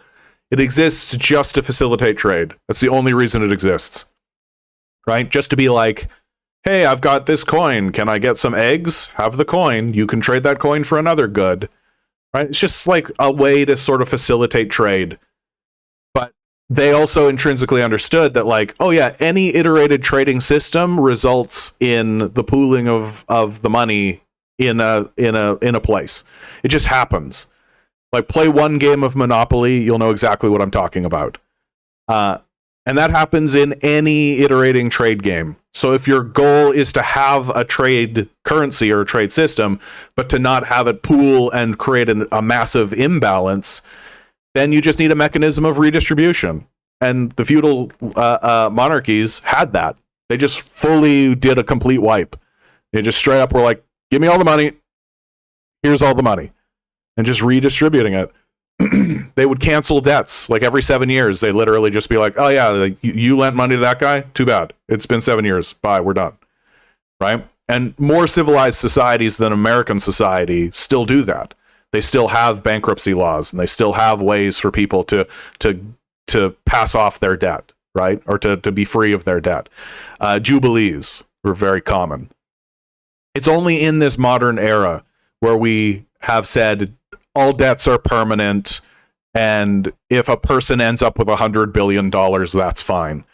It's sort of weird that we have this belief in our mind of like democracy and spheres of influence and decentralized power structures. One person can't have too much power. That destabilizes the society. But for some reason, it's totally cool that a guy has $100 billion because he earned it. Because he worked hard and was innovative. And if you think that that's bad, then you're just jealous and you're trying to punish his success. And it's like, when you investigate that line of thought, you just very quickly actually realize that it's a total non sequitur. Like, who cares if he earned it? Like, who cares? Right? Like, Ted Bundy earned his kills. Should we let him go free? He worked hard for it. He earned it. No, we have like a whole other argument and a whole other rationale for why that's bad to allow a serial killer in your society. Oh, you're punishing success by incarcerating Ted Bundy for killing people. He earned it. Like, who gives a fuck about your stupid argument that you earned it? It's harmful to the society. You're the one that needs to justify why we should allow you to have $100 billion. Like, who cares if you worked hard for it? Who cares if you earned it? Who cares? It's causing harm. It's a problem. We're going to end it. Like, we don't let serial killers be serial killers in the society, no matter how hard they worked for it and how hard they earned it, because we understand that what they're doing is harmful. And in exactly the same way, we shouldn't allow anybody to have a concentrated system of wealth, no matter how hard they worked at it. Like, it's the exact same logic, and it's just, so this total non sequitur to be like, they earned it, so we should allow it to happen. What the fuck are you talking about? Who gives a shit? Like, who cares how hard they worked at it? Is it just? Does it help anybody? Yeah, in inverse, you're nailing it, right? Under capitalism, we can't even afford the products we buy. See, this statement that you just said here, inverse, tells me that you have a pretty firm, that you're already a communist. You already have a pretty firm grasp of communism. Because that observation, under capitalism, we can't even afford the products we buy, is central. That's a central argument that Karl Marx makes, that what creates the societal unbalance, the fraying of society. There's a word here that I'm slipping on. But what creates the destabilization of societies is that the capitalists will always continue to raise the prices to make it more and more difficult for wage earners to actually pay for the goods. And that eventually people can no longer pay for the goods that they produce. You can't get access. And what do you end up with? Right? What you end up with is people burning shit to the ground. Right? What's the phrase of the guy that lit that warehouse on fire in California? All you had to do was pay us a living wage. All you had to do was to pay us enough to live. All you had to do. But the capitalists won't do that because they've detached from material reality. They have so much wealth that they no longer live in a material reality, and they only defend themselves ideologically now. So what they've done is they've created a religion and called it capitalism because they no longer have a material argument for why things should be the way they are. JT writes, the nation state itself was more of a vessel of power back then. It had to maintain itself, so offer real protection. Now the corporations have even succeeded the nations that created them. Yeah, like corporations, individual corporations have so much wealth now that they rival major countries. Like they chart in like the top 10 of wealth, of like the GDP. Like an organization like BlackRock has the same GDP as like 100 nations. It's pretty crazy to think about, actually.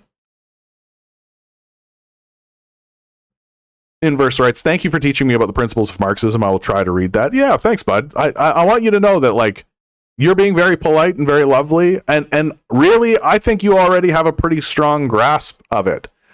Like, the more I do this and the more I talk to people, the more you find out pretty quick, like, you find out that people are already communists. Reality is communist. Like, we live in a reality that is communist by nature. And you have to build institutional power in order to defy that. And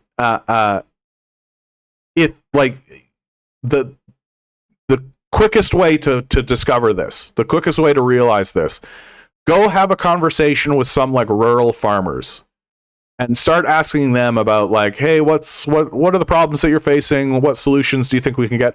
Don't say communism, don't say Marx, don't use the buzzwords, right? The trigger words. And what you'll find is that you're talking to a bunch of communists. Suddenly you'll have a guy and he'll be talking to you about the problems that he's having and the solutions that he wants to move forward on, and you're like, oh god damn, that's straight Karl Marx.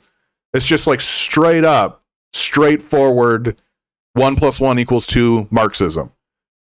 But if you say that to them, they lose their minds. I'm not really one for conspiracy theory. I think conspiracy theories are fun, and I'll dabble in conspiracy theories because I think that they're fun. But I definitely have one conspiracy theory that I 100% have pushed all my chips into, which is that these smartphones that we're all carrying around with us and the television, right? All of this, like, screen media, they have hypnotized us with buzzwords. And those buzzwords trigger emotions. So if you say communism to a person, there's a section of the society that will just suddenly become very angry. And there's no rationale behind it. Because they've been hypnotized into it. And you can see this you can see the evidence of this in questionnaires that are given to people. If you ask people, do you think everybody should... do you think the government should provide food and shelter for people? Most people in the society, like 70% of people in the society, say yes to that. Should the government provide food and shelter for its citizens? 70% say yes. If you say, should the government provide welfare? 30% say yes. So it's the exact same concept. It's just now there's a buzzword, welfare. And so people have been programmed and hypnotized with buzzwords. And if they hear buzzwords like welfare, handout, socialism used to be one, but that fell apart. Communism still is one to a lot of people. If you say these buzzwords, it's immediately brain off, emotions up, rationale gone, right? And I 100% think that they're doing it through the smartphones. That if suddenly we found out that there was, like, Operation Midnight Thunder, and it was straight up just like, yep, hypnotize people through phones. The CIA hypnotizing people through phones. I'd be like, yep, called it. Here it is. I'll be 80 and they'll do some, like, another church commission or something, and we'll find another, like, Project Gladius or MK Ultra or something. And they'll just be like, yeah, like, we worked with Steve Jobs to create these smartphones and then propagate them into the public so that we could hypnotize people. I'd absolutely believe that.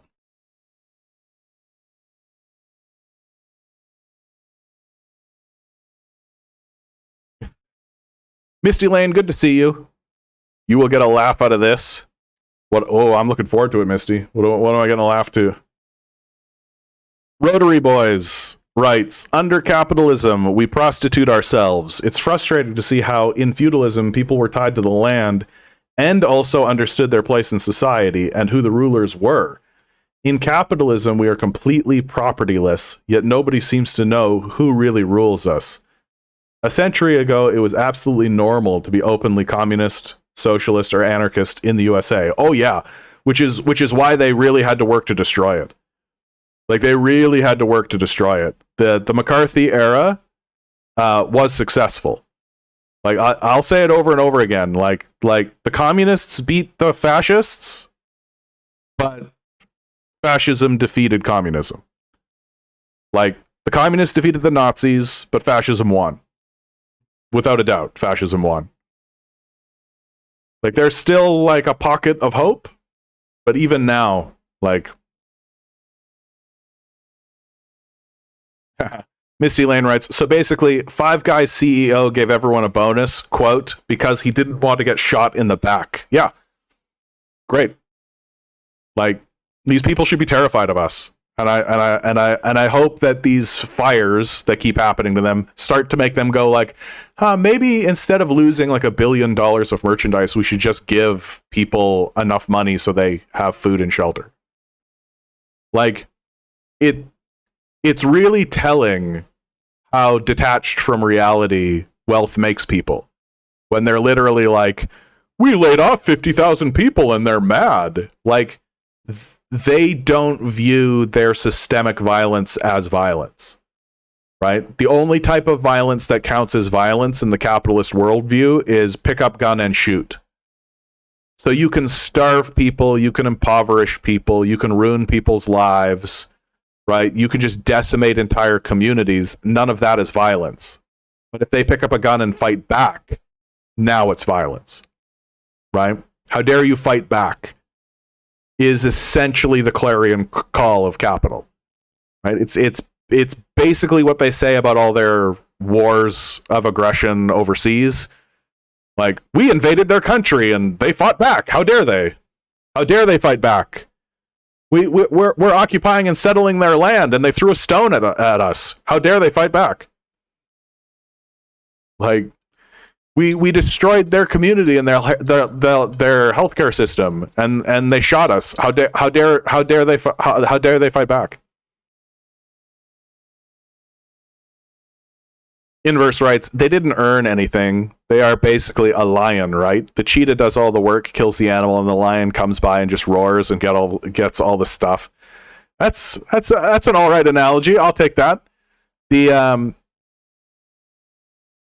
It's like even worse than that, though. Like, they don't even come over and roar and get all the stuff. They like literally send an assistant, and the assistant goes and does the roaring and chases the cheetah off, and then the assistant brings back the carcass and like cuts it up and prepares it, and the lion doesn't even see where it came from. Like, by the time the lion sees the meat, it's completely alienated from what it is. It's like on a plate and presented. It has a thing like, and like, that's a phenomenon that exists for lots of people. Like, people don't know where food comes from. People don't know what they're putting in their body. People don't know the process. Which is basically why you're ending up with a situation where capitalists are basically saying, how many chemicals and how much sawdust can we put in a product before we can no longer call it what it is? Like, if we have like a Freezy Pop, like if we call it ice cream, but then we just load it up with chemicals, where's the line where it can no longer be called ice cream? Like, in Ireland, Subway sandwiches are no longer allowed to be called bread. You can no longer call the Subway bread in Ireland. You have to call it a confectionery because there's so much sugar in it that it's not different than a pastry. Oh man, I remember a period of time when Subway was actually like considered a healthy option. Inverse writes, CEOs are just bullies. They didn't earn anything.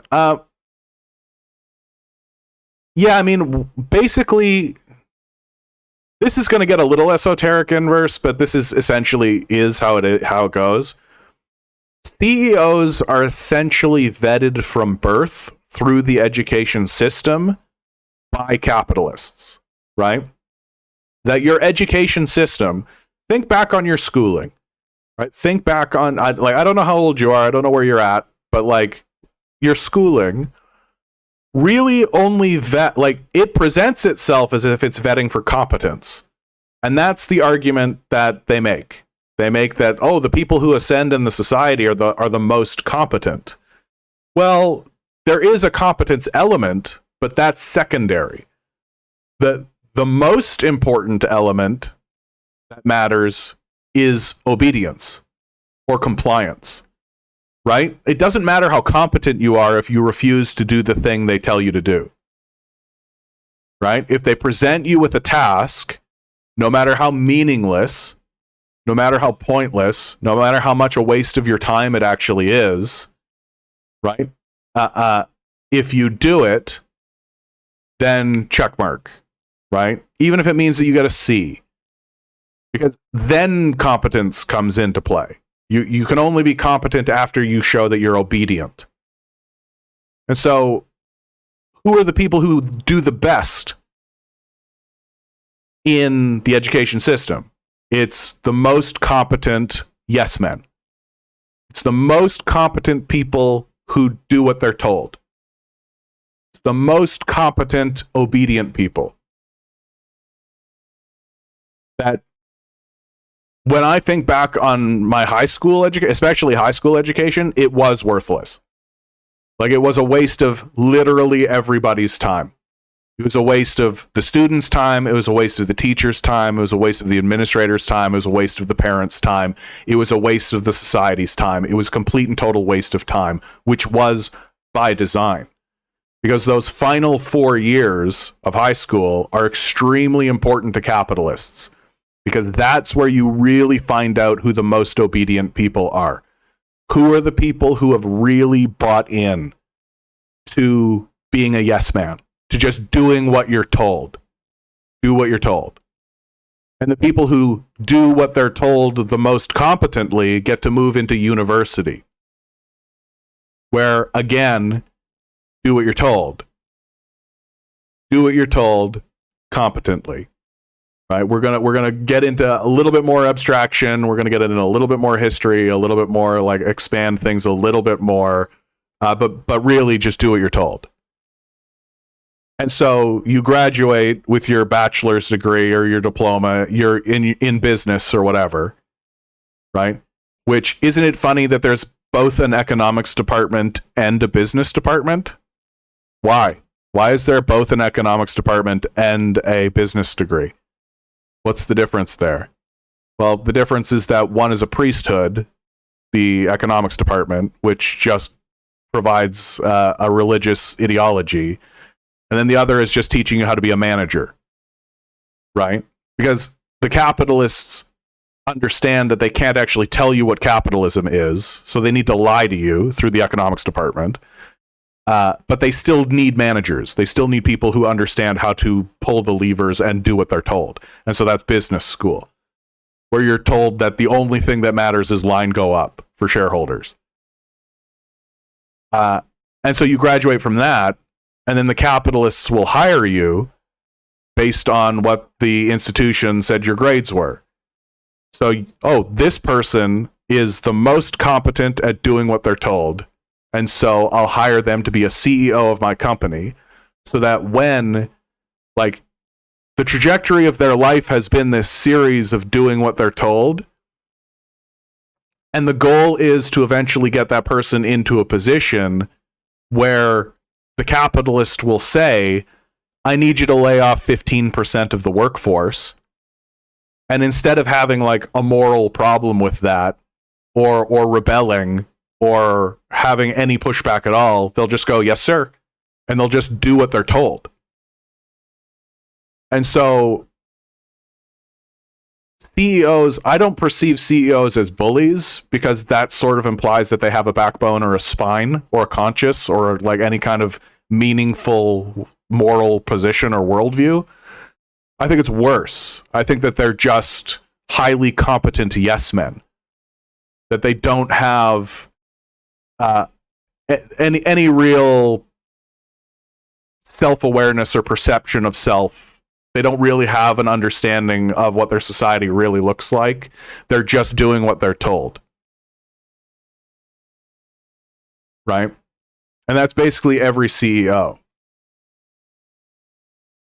So you take a look at a guy like the CEO of Palantir, right, and how crazy and insane this guy is. Well, yeah, he's like that. Like, this guy is the way he is. He's fucking nuts. Because that benefits his owners. Right? The CEO of a corporation is not the owner. He's working a job too. And his job is to do what he's told. His job is to make line go up. And if he make line go up by laying off 50% of the workforce, they'll do it.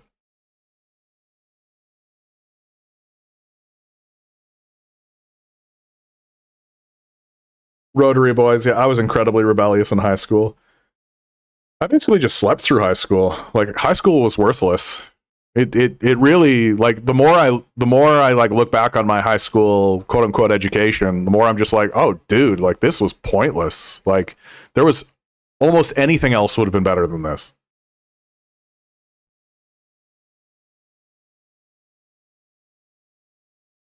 JT writes, I found it so contradicting that in kindergarten they taught me things like money doesn't matter, clothes don't matter, what matters is you and your friends share, saying, yeah, I was born a commie. Yeah.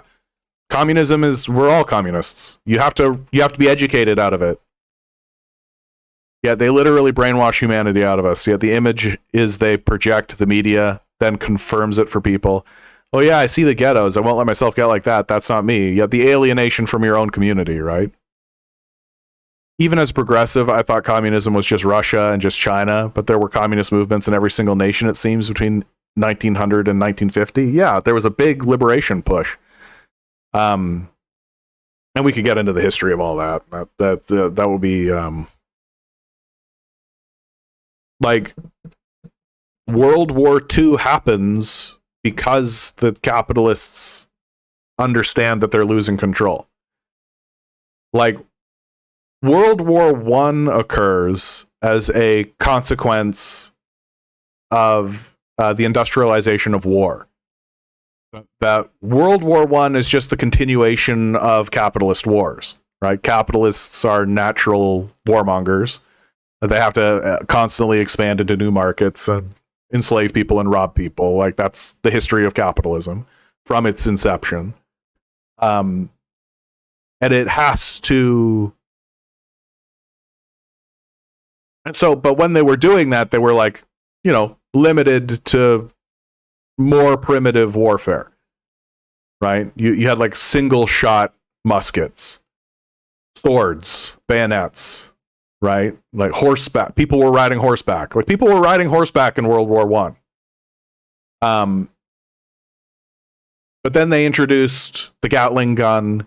Rifling was a big one. Like a repeat shooting rifle that could shoot straight. Like, a musket was like one big blast, and then we've all seen the movie, right, where the guy has to like sure, and there's like bang, one shot, and get another musket, bang, one shot, and there's another guy reloading, right? Well, replace that with a rifle that shoots exactly at the target you're pointing at, and you could go bang, bang, bang, bang. It's a huge evolution, huge leap, giant change in warfare. And it wasn't understood at all. World War I was a catastrophe because of it. And what emerged from World War I, like, the communist movement and communism as a movement really does arise out of World War I. And like the lead up to World War I, and then because World War I was a moment when a lot of capitalist institutions lost credibility completely. Like, really think about this, right? Before World War I, the queen or the king was sacred. Like, you could not talk shit about the monarchy. The Pope was sacred. You could not talk shit about these guys.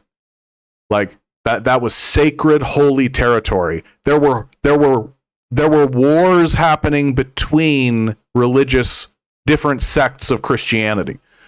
The Protestants and the Catholics were fighting. Right? Like, that's a real thing that was actually happening. And then World War I happens, and most people are just like, fuck these guys. There's an artistic movement that arises out of it called Dadaism, which is essentially saying these guys have no credibility. We need to cleanse our society culturally of these people, of the kings and of the popes and of these people. And so we'll render them absurd and make fun of them. And if you want to see like the cleanest example of Dadaism right in front of your face, it's Monty Python. Monty Python and the Flying Circus, especially the cartoons that are within there, straight Dadaism. Straight, like, let's take the Pope and put a trumpet up his ass and have him give the Queen of England's ass a kiss. Like, straight up, like, you are not a special important person. We should not pay attention to you. And that comes out of World War One. But also what comes out of World War One is workers' movements seizing the means of production, like Karl Marx said that they should. Like, in Italy, literally, there were so many workers seizing factories that the leadership was basically just like, we don't have the military force to stop them from doing it. Like, if we try to do it, that's all we'll do. And so the capitalists get together, and basically fund the fascists, fund the Nazis. That's one of the things that never gets talked about World War II and the Nazis, is that the Nazis were well funded by capitalists. They had big backers. The capitalists worked really hard to make sure the Nazis went front and center. And the first concentration camps were communist concentration camps. And the reason why the Nazis invade Russia is because they are trying to destroy communism. And ever since World War II, the Western world has been on a quest, has been on like a divine holy war against communism. The war in Vietnam was explicitly stated to, quote unquote, staunch the spread of communism. Right? And the only reason they stopped their crusade is because they thought they won.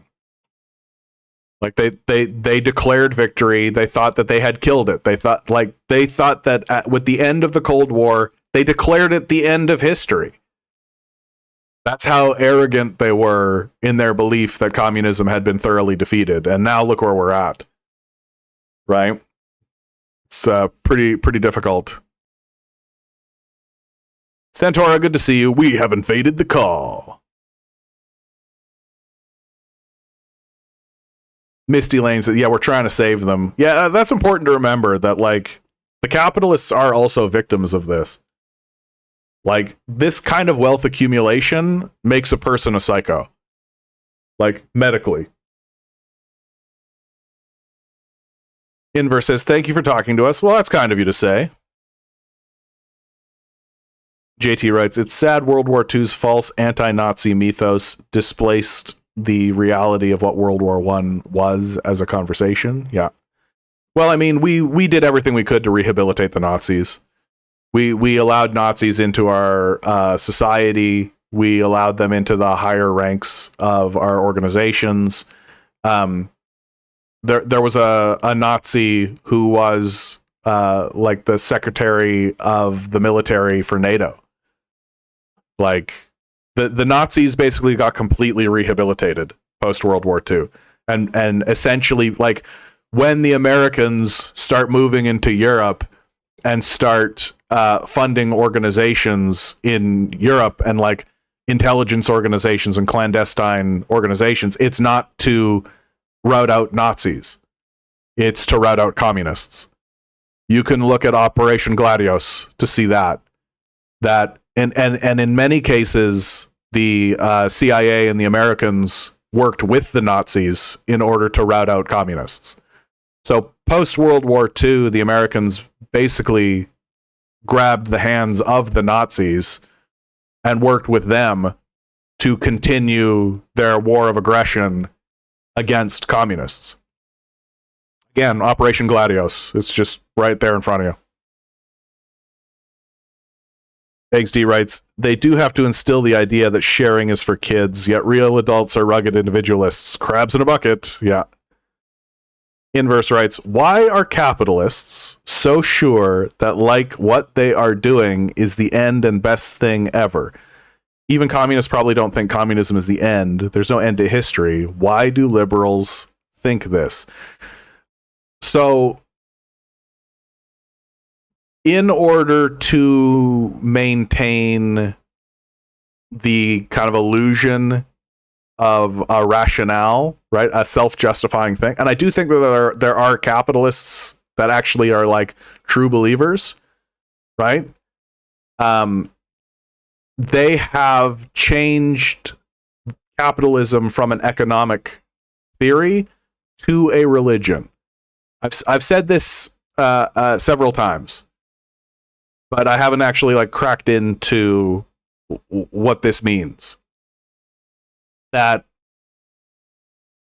if you actually analyze capitalism as an economic theory, like the discussion of the class dynamics was a good beginner of that economic theory, then you're a Marxist, right?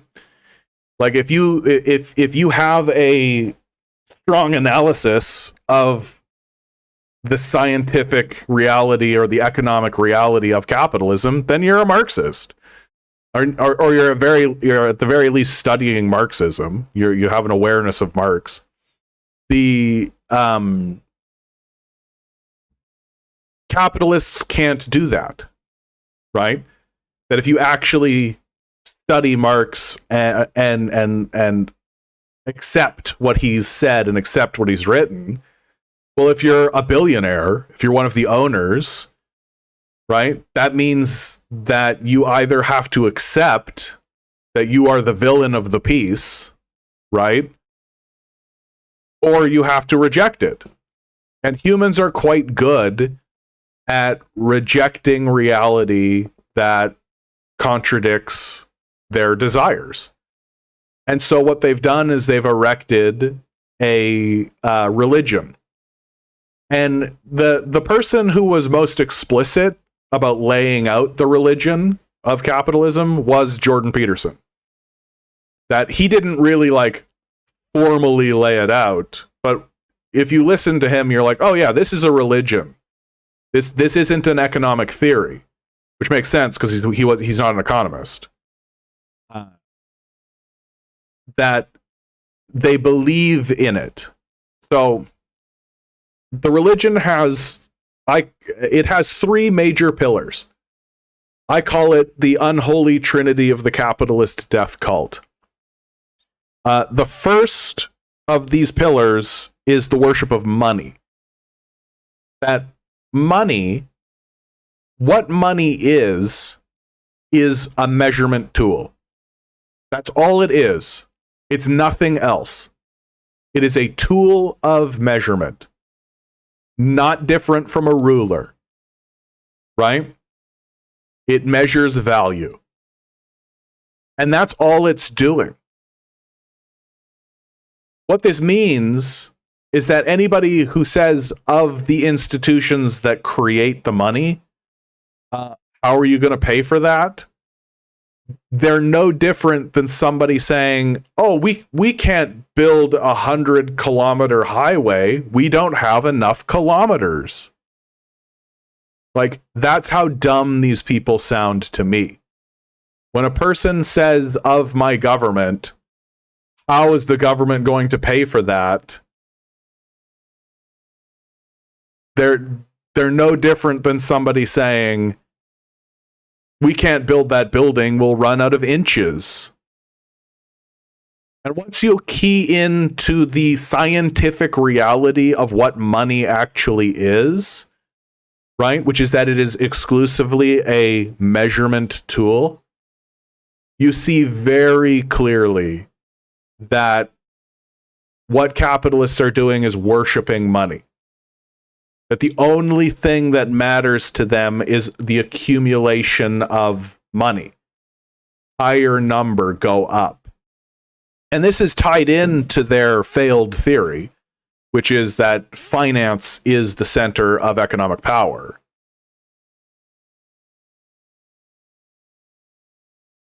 Inverse writes, you see this a lot of the time with capitalists being like, how do immigrants make boats if they have no money? To them, it's a box and you can't do anything without it. Yes, I'll give you the clearest example of this phenomenon that I've ever seen.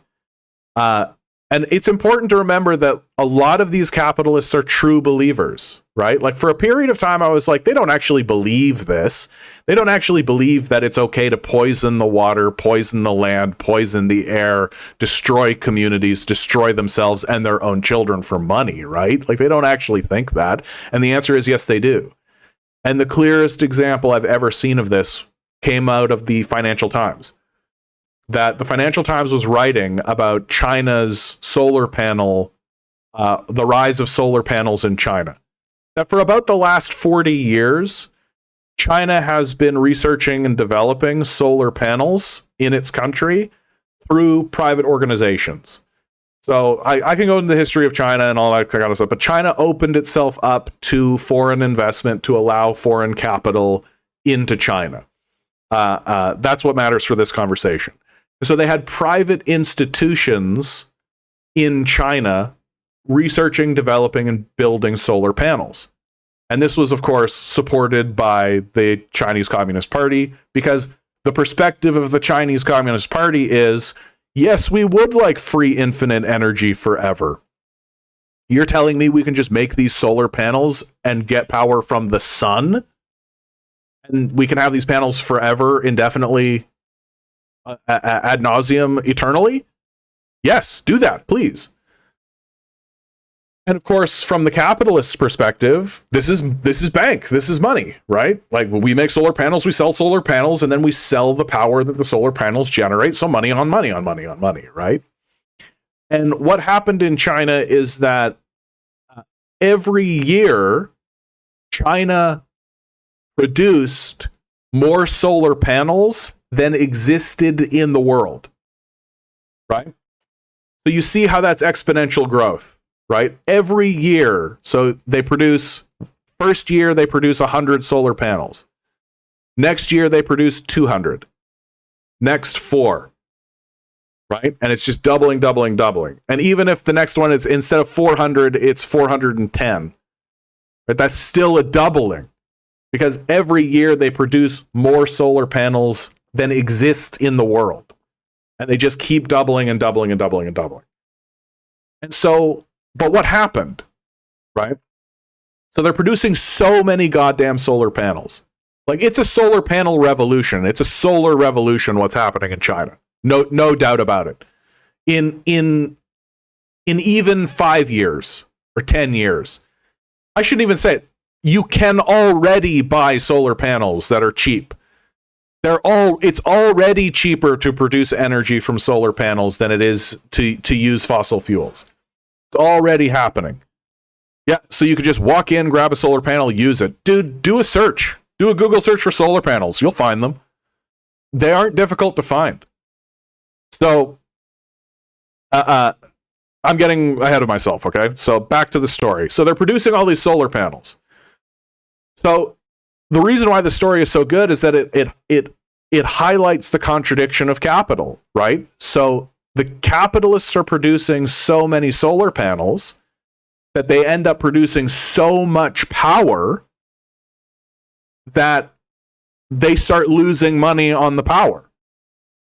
That it goes into the net negative. They're producing so much that the price drops into the negative. So they have to pay.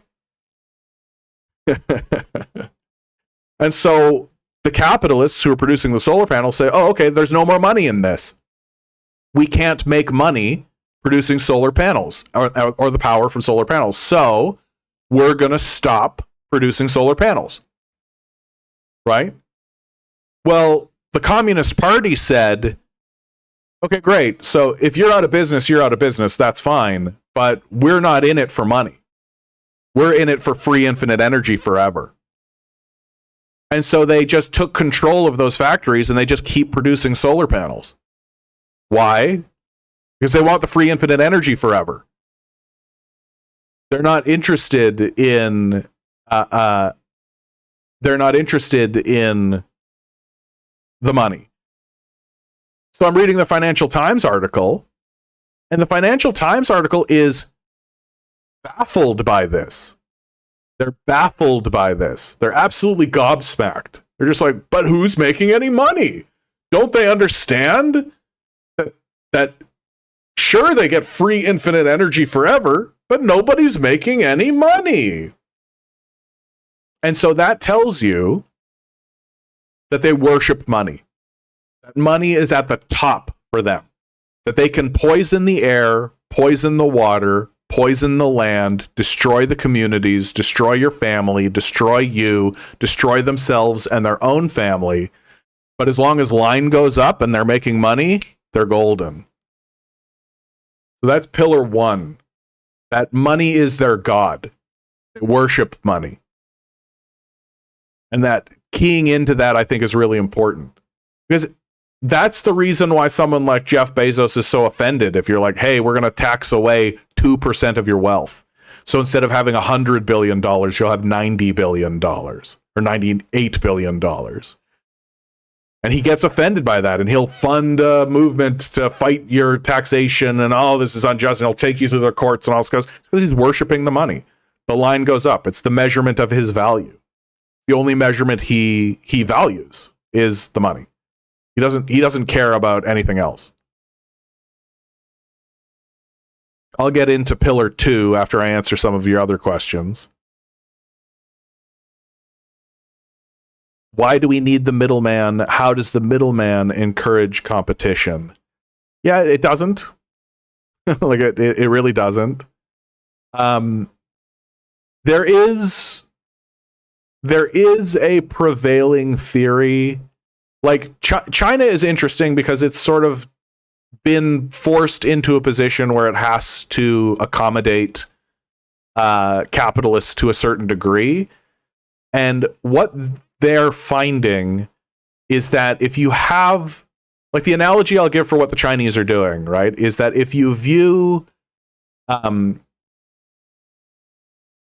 if capitalism is a fire, right? So capitalism is a fire. Fire is useful. Fire cooks food.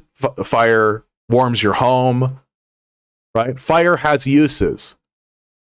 But the Chinese are like, yeah, but we're going to keep that in a tight container, locked up. And when we interact with it, we have special tools, so it can't get out. And if we can slowly replace that fire with, like, a reactor, so it's not capitalism anymore, it's something else, communism, we'll do it. But we have to transition. We have to do so slowly. Whereas the American idea or the Western idea is fire is useful, so let the fire decide. Let the fire decide who lives and who dies. Let the invisible hand of the free market decide. And that gets into the second pillar of the capitalist death cult. Jacob, the Blue Democrat, good to see you. First time commenter. Hello there. I don't see many communists these days. Yeah, the communists get blackballed, they get silenced, and then if they get popular, they usually get killed. Like I like Hassan Piker, but I'm looking at him being like, okay, bud, I hope you're wearing a bulletproof vest. The second pillar of the unholy trinity of the capitalist death cult is the worship of chaos. What they call the free market, right? Let the market decide. Great irony of this is that that's a Adam Smith quote, the invisible hand of the free market. And when he used that phrase, he used it derisively. He said, yeah, if you let capitalism operate unfetteredly, it will operate like an invisible hand and fuck your shit up. It'll cause a lot of problems for you. And now these capitalists are like, the invisible hand will decide everything for us. And when you actually observe what it is they're talking about and sort of rephrase it so that it isn't their language but a language that more accurately reflects what's actually going on. Them saying let the free market decide is no different than saying let chaos reign. They operate best in chaos. They have the resources to be resilient during chaos, and they don't care if you die. Because for them, that's actually good. If you die, it means they get your assets for cheap. So the worship of chaos is absolutely central to the capitalist death cult. And then finally, the third pillar, I'll just touch on very briefly, is the worship of the self. And this you can see very clearly. Like, Jordan Peterson is your guy for this one. This is like his thing. The individual, right? The rugged individualism. Pull yourself up by your bootstraps. You are the author of your own fate. Only you can individualize your own individualism and individual your individualism into the invisible individual, which is like the stupidest idea. Like, if you step back and actually observe it from any kind of rational position, you're immediately like, you actually think the most important thing that's happening in your life is you? Oh, fuck, dude, you're lost. Like, you are a randomly generated creature on a randomly generated planet at a randomly generated location at a randomly generated time to a randomly generated species to a randomly generated people in a randomly generated moment under randomly generated conditions in a randomly generated body that gives you a randomly generated sex and randomly generated health conditions. And for the first 10 years of your life, you are helpless. You are utterly helpless. And you genuinely are making the argument that the most important thing in your life were the decisions you made? What are you, fucking stupid? The answer is yes. The answer is very much yes. Because you have to be to maintain this religious ideology. And the trifecta reinforces itself, right? The most important thing is me. I'm the most important thing. I'm the author of my own fate. And I should be completely unfettered. There should be no regulations or rules to tie down my greatness, my ambition, my success, right? My hard work and my ethic.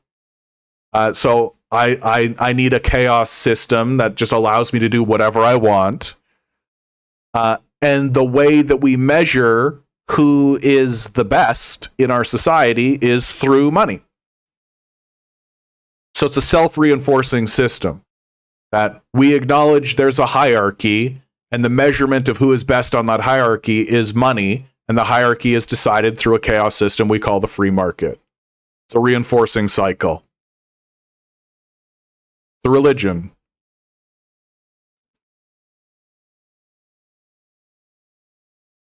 Jacob, the Blue Democrat, says, have you ever been a social democrat?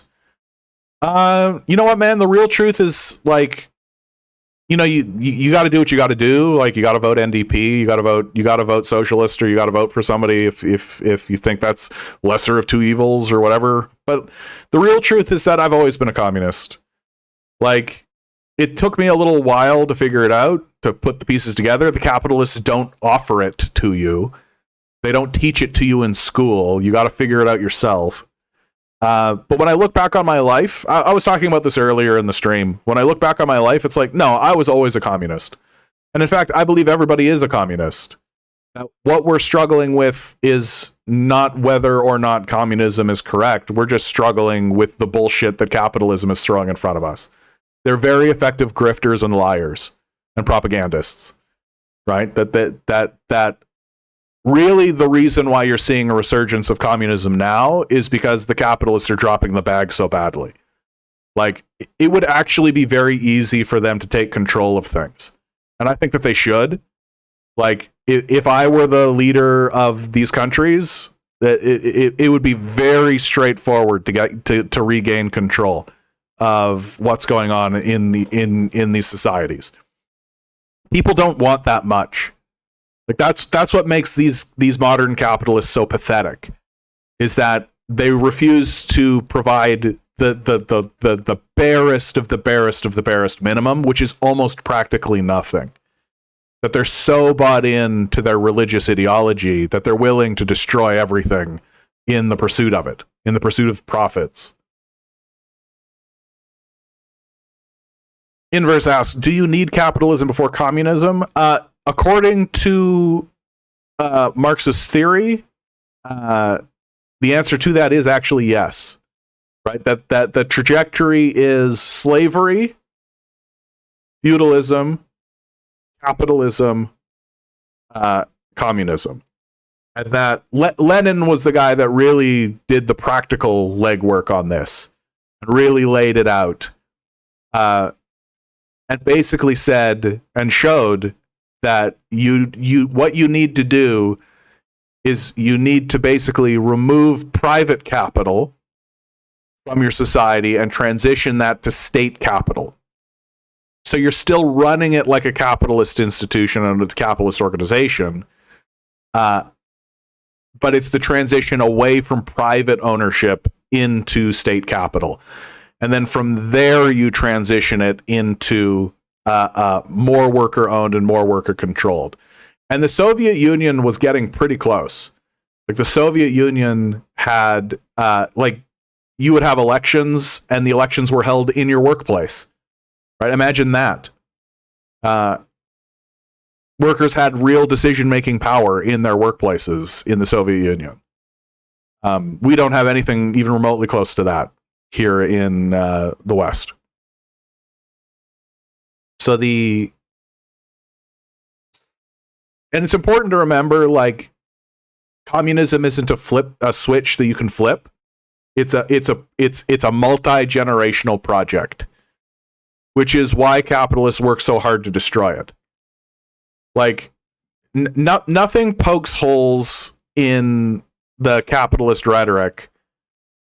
Like, their whole they will say we need to attack a place because it's communist, and communism always fails, right? They make this argument. We have to overthrow the leadership of that place because they're communists, and we all know communism always fails. It's like, okay, well then why are you spending money to overthrow something that it's going to fail? Like, if it's going to fail, just let it fail, right? Like, if capitalism is actually the natural center, if this is actually the end of history, if this is actually the natural endpoint for humans, if this is humanity and we can never get away from it, then when you see somebody erecting something that isn't this, you should have absolutely no fear of it at all. You should literally look at them and be like, okay, guys, like, it's going to fail. We're telling you. Like, okay. And then when it fails, you can be like, yeah, we told you. Like, you might not like capitalism, but this is the best that we can do. Like, this is it. This is humanity, baby. Right? If that were actually the case. But instead, they spend trillions of dollars destroying capitalist countries. Trillions of dollars propagandizing citizens. Why would capitalists spend that money? Unless they were aware that communism is actually a threat to them. Because it is. Communism is actually a threat to capitalism. And the Chinese are really showing that right now. Like, the capitalists, in their hubris and in their arrogance, really believed that they had defeated the Chinese. And now I think they're looking at China being like, oh, fuck. What the fuck are we going to do about this? And the answer is, not a goddamn thing. You're fucked. Like, maybe they'll pull the trigger and do a World War II and drop some nukes and stuff. We'll see. Like, they are psychopaths, right? And they did do, like, World War II. They did drop nuclear bombs on Japan. So we'll see. But if the strategy here is to try to defeat China economically now, you're cooked. You're cooked. China is operating with an actual economic theory that works, and America's economic theory has been debunked and fails.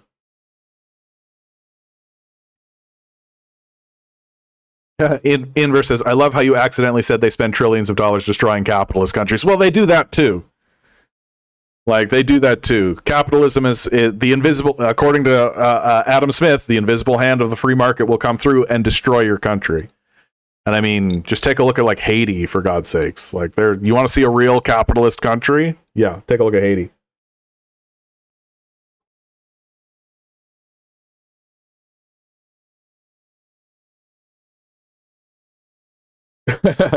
Yeah, Rotary Boy. Oh, well, first of all, a fellow by the name of Yaystack gifted a tier 1 sub to my community. That's kind of you. Thank you, Yaystack. I appreciate that. I don't really know what that means, but thank you. I appreciate it. Rotary Boy writes, it makes sense why the West preaches so much Darwinism, an ideology that essentially promotes that some humans are just inherently weak and die. Basically, eugenics 101. Yep. Like, straight up. Ditto. Goddamn commie Adam Smith said that landlords, land chads, are parasites. Yeah, exactly. Yeah, not to mention Iran, yeah. Jacob, the Blue Democrat. So, look, the Democratic Party is a big tent, a coalition, a mosaic of different voices. I don't know much about communism, but in practice, it's what we work with at state, city, and national levels. Right. The lesser of two evils argument. So, I'm gonna... You're being fairly kind, and I appreciate that. And so I'm going to try to be kind when I say this, too. In fact, I'm not going to try. I will. The Democratic Party and the Republican Party are allies. They work together to achieve goals collectively as capitalists. Like, you say that the Democratic Party is a big tent coalition. Yes, it's such a big tent that it also covers the Republicans. The goal of the Democratic Party is not to take power and enact the will of their electorate. It is to kill social movements on the left and act as the good cop to the Republicans' bad cop. That there is what it has been called, and I call it, the ratchet effect. That Republicans take power and regress the society backwards. Right? They do it by beating the shit out of people, ICE agents, arresting people, deportations, threatening war, threatening allies. You see it all with Donald Trump right now. It's as naked as it can get. Well, it could get more naked, but it's as naked as you can get before straight up Heil Hitler, right?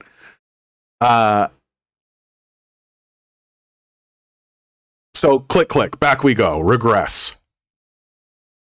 Everybody gets sick and tired of this because it's horrible, right?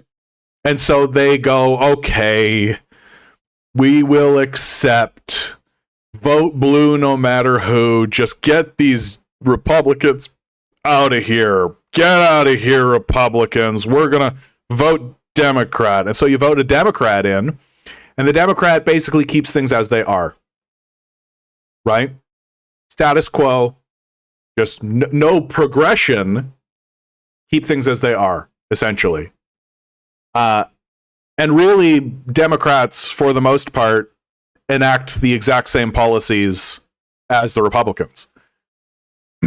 Like, in terms of foreign policy, they are in complete lockstep with one another. The only real difference that I see between the Democrats and the Republicans is that the Democrats do a better job of maintaining the veneer of statesmanship. The Democrats are also corporate focused, while the Republicans are oligarch focused. That Chris Hedges had a pretty good criticism of the last election. He basically said that it was a conflict between the oligarch class and the corporate class, and the oligarch class won. Because the average American really didn't see much difference in terms of what the Democrats meant for their quality of life, or any of that kind of thing. And so what the Democrats do is that they essentially run defense for the Republicans, right? That when they take power, they maintain the status quo. The most blatant example of this happening was under Obama. When Obama took power, they had majorities in the House and the Senate, and they had the White House. They could have rammed through any legislation they wanted. Like, if they cared at all about hope and change, and if they gave a shit about you at all, that would have been the moment. They had 2 years where they had a majority in the House, a majority in the Senate, and they had the presidency. They could have put through universal health care. They could have put through anything they wanted, right? They had the mandate. Hope and change. Yes, we can. Big showing out. Huge. Like if ever there has been a mandate for change, it was under Obama. And you know what Obama did? He went to the Republicans, was like, we need to build coalitions and have conversations. Basically pissed away 2 years. Did fucking nothing except bail out banks when they collapsed the global economy, right? Basically handed hundreds of billions of dollars to the people responsible for the 2008 financial collapse, right? So Obama, in my view, is the most blatant example of how the Democrats and the Republicans are allies, that they are not antagonistic to one another. They are friendly with one another.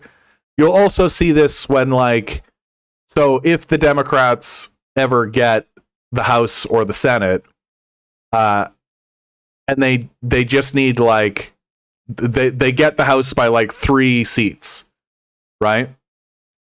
And so a bill is going to pass that benefits people, like a minimum wage increase or something. Well, you'll always find that there's 3 or 4 Democrats. There's exactly the right amount of Democrats to cross the aisle and vote with the Republicans to shoot down the legislation. And everybody goes, oh, those 3 individual Democrats, grr, we should run a primary against those 3 individual Democrats and get those 3 individual Democrats out because they're not voting along party lines. It's their strategy. If they can con you into believing that the problem is just 3 Democrats instead of the systemic structure of the Democratic Party itself, which is allied, very clearly allied to the Republicans, they'll absolutely do that. And so your pitch, right? The Democratic Party is a big tent, a coalition, a mosaic of different voices, right? I don't know much about communism, but in practice, it's what we work with the state, city, and national levels, right? You are working with the Republicans to maintain republicanism, essentially, because the Democrats are allied to that. And there's not really a difference outside of, like, the only real difference between a Democrat and a Republican is that a Democrat will go, oh, before cutting your health care. Good to see you. Yeah, they don't admit that Iran's a capitalist country. I mean, Iran's kind of a special case, right? Because, like, Iran has essentially been at war since the 1950s, since the overthrow of the Shah, right? Like, I won't do a big deep dive analysis on Iran right at the moment, but really the central core issue is that Iran has been under military threat for decades. And, like, that's why they're run by the Ayatollahs. That's why the Revolutionary Guard is in power. That's why it's like the way it is. It's because you have this terrorized population that is that is being threatened by a force that has said we need to launch a crusade against them, and Islam is the problem, right? We need to go after these Muslims. The George Bush torture chambers were real.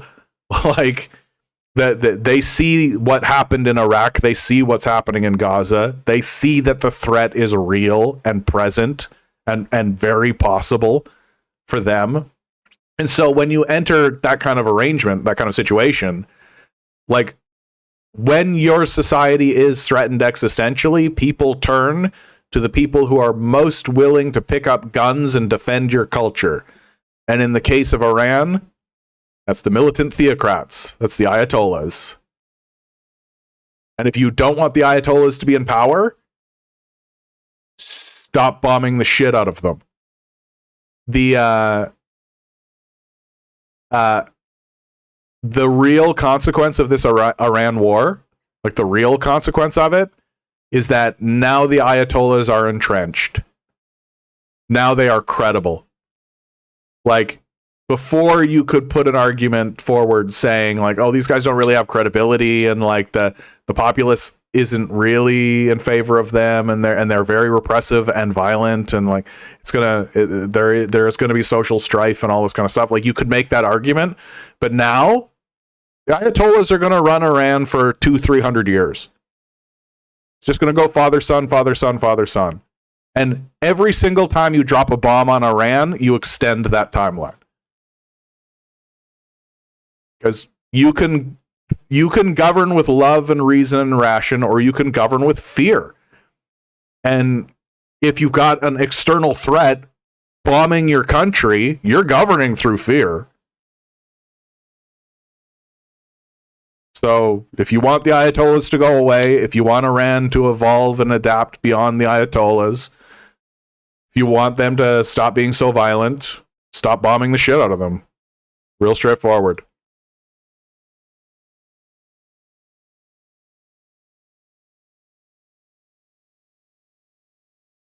Inverse writes, yeah, but being able to exist under capitalism has nothing to do with strength. Elon's the richest guy, but his like 5-year-old son gave him a black eye.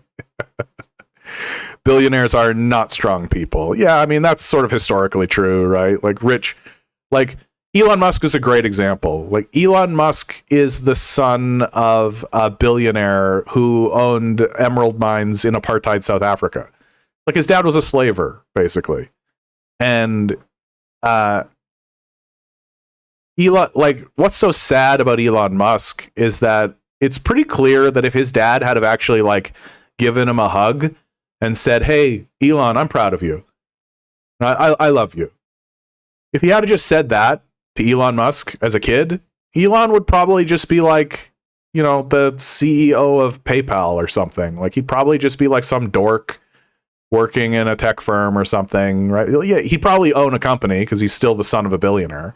But like, this whole idea that like remember not that long ago there were like articles where Elon Musk is the real life Tony Stark.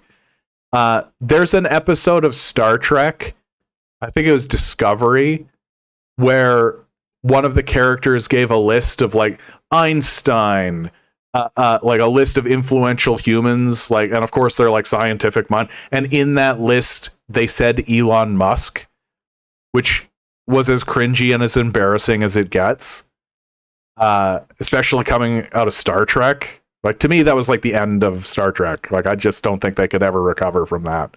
Like, so clearly selling out.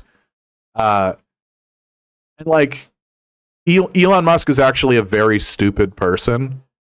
Like, when you listen to him talk, you realize, like, and you stop jerking him off.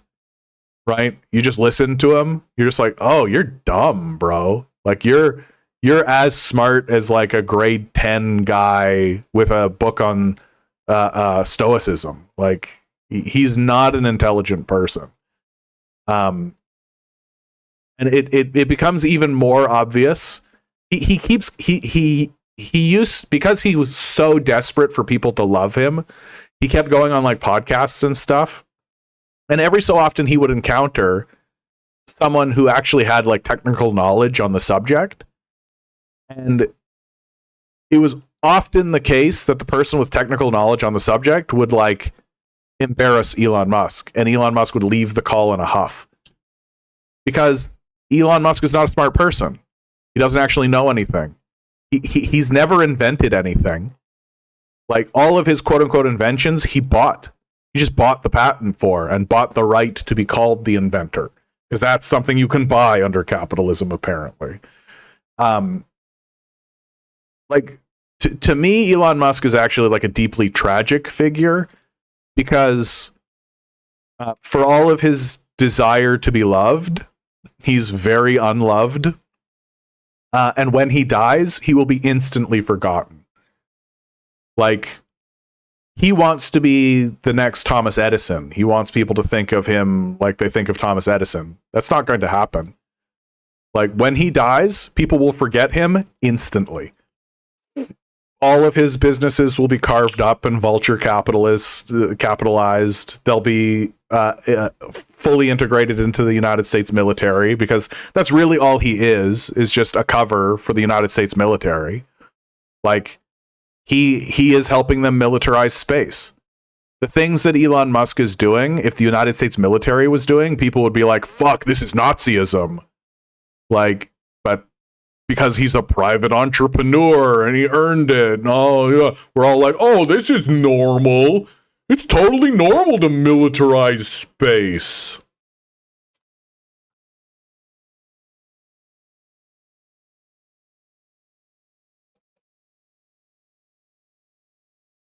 JT, and to credit the Democratic Party with progress is meant as a PR cover for their actual direction, and even the farthest they'll allow is moderates like AOC and Zoran. Yeah.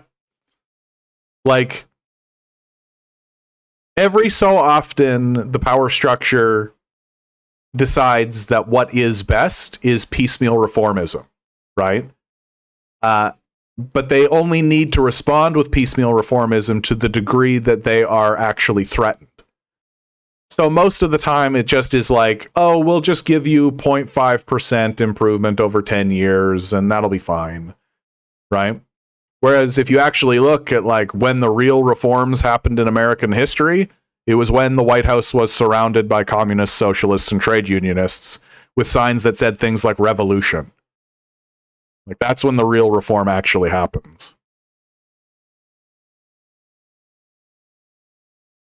Swag says, why are you anti-billionaire? They raise GDP, which makes America look like its economy is booming on the world stage when it's really hollow. They collect all the money and increase the money supply? How's that bad?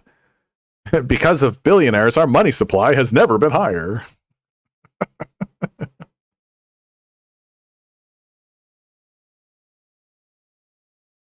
Oh, Swag, are you being serious? Capitalists help build China? Oi. Oi. Oi, oi, oi. Oi. Oi, oi, oi. Jacob writes, at the national level, it's a problem. But in places like California, where there's support, there's been real progress, including black women advancing through party programs and state policy support. More black imperialist genociders. More trans imperialist genociders. Sure, we drop bombs on Iran, but we got a trans flag on the side of it.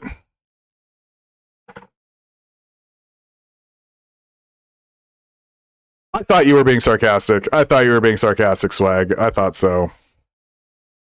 No, eggs. He's just. I knew it. I've seen Swag around here. That's why I was kind of surprised. Swag. Your first comment, I was like, this looks like sarcasm, but then you started to say, capitalists helped build China. Oh, God. That's very triggering, Swag. It's very triggering. You know that I was about to like go down a rabbit hole there and be like, no, look. China's where it is in spite. That was actually very precise, Swag. If it wasn't for the fact that I recognized your name, I would have been like, I would have been hard on that, I think. For sure. I would have been hard on that. And it's inside of me. I can tell. Internally, I am really like, oh, China! I just want to go off on it. I'm not going to. Rotary Boys writes, they will never point to El Salvador as a success of capitalism. Yeah. Bukele literally does what the U.S. accuses the DPRK of doing. Yeah. I mean, a failure. Yeah. Like, real capitalist societies are slave shitholes. Like, modern day Libya is a capitalist society. Swag says, you can go off on it because it's the thing people say a lot in China spaces. Yeah, I mean, it's like it's like putting a gun in someone's back and saying dig a hole and then taking credit for the hole being dug. That's what it's like. Like saying that the rise of China is because of capitalism is like saying that you really got a good workout running away from that serial killer. You know, like there's a real like twisted logic to it, where you have to kind of deny the historical reality of what happened to China and how they end up losing the Vietnam War. To me, and losing is too strong a word, but like I always find it kind of funny that historians and historical analyzers will say that America lost the Vietnam War, and it's like, I mean, what's your definition of lost? Like, what makes you think that they lost that war? And when you kind of pick at that, you realize that it's because their definition of victory is occupation. It's just full-scale occupation. We own this place now. This is ours. But that was never the goal, right? The goal of the Vietnam War was to, quote, staunch the spread of communism. And I would say that they succeeded at that, right? They succeeded at that. And not only were they able to stop the expansionist Maoists, right? Mao was expanding. He and with no intention of stopping, right? He was expanding. So not only did they stop Mao's expansion, they, at the end of it all, they got the Chinese to go to work for them. Right? That sounds like a victory to me from the capitalist perspective. I mean, once you actually put it into like long-term thinking and competing economic theories, it ended up being a disaster for America. But I don't know, they had a party for 40 years. XD writes, yeah, bourgeois ideology has infected the Chinese population. Yes, this is actually the most effective critique that I have heard of what is going on in China. Because I'm a big defender of the CCP and the structures that they've put in place to defend themselves structurally from capitalism. But the argument is that capitalism as an ideology gets into the public, and that the public begin to buy in to the religion aspect of it, the cultural aspect of it, if you like. And then those people who are now believers of capitalism join the party and become part of the political apparatus, and then eventually the whole culture tilts in that direction, and that's the downfall. And that is an interesting argument. That is an argument that I can I can actually buy into that idea, right? Because then you can see people take power and make structural changes based on ideological decisions. And the only response that I think I have is that, okay, well, that'll be a test for the resilience of the Communist Party structure. Like, because one of the things that I always find myself saying is like, if we are aware of it, the Communist Party of China is aware of it. Like, oftentimes it's like somebody is criticizing China, and I find myself saying, yeah, and you know who's really loudly vocal and critical about this very issue? The Chinese Communist Party. Like, they're really ahead of these things. And so my hope is that they'll stay ahead of this one too. Because I tend to agree with you, XD. I think if China experiences a downfall moment, where it regresses back towards capitalism, it'll be because the culture itself has become ideologically capitalist, which I think is something that Mao was really aware of, hence the Cultural Revolution, right? JT writes, oh yeah, when you were talking about Iran earlier, I remember a cute song someone made playing an ode, thank you for replacing the Ayatollah Khomeini with another Ayatollah Khomeini. Yeah. We're spending hundreds of billions of dollars and we replaced one Khomeini with another Khomeini. A younger Khomeini, a more hardline Khomeini. So it's pretty likely that within our lifetimes, and by in our lifetimes, I mean within the next 5 years, Iran will have a nuclear bomb. And that'll pretty much be the end of this. Like this whole, we're going to invade Iran and there's going to be a big land war and all this kind of stuff. It's like, no, it's over, dude. Like, you're not, like, America doesn't fuck with the DPRK anymore because they're like openly like, we have a nuke. Come over here, fuck around and find out. And the only reason Iran has not gotten a nuke is because the Ayatollah was religiously opposed to it. Well, they killed that guy, and the guy that they replaced that Ayatollah with is pro-nuke. So it's exactly what I'm talking about. Like America keeps saying that it wants to end the violence in Iran, but everything it does just makes it worse. They should just leave that place alone. They won't, obviously, but. Jacob writes, I don't disagree with you about the Democratic Party, but California today is a progressive state. Yes, I tend to agree with that, actually. In fact, it's so progressive that there are lots of socialists running, third-party candidacies.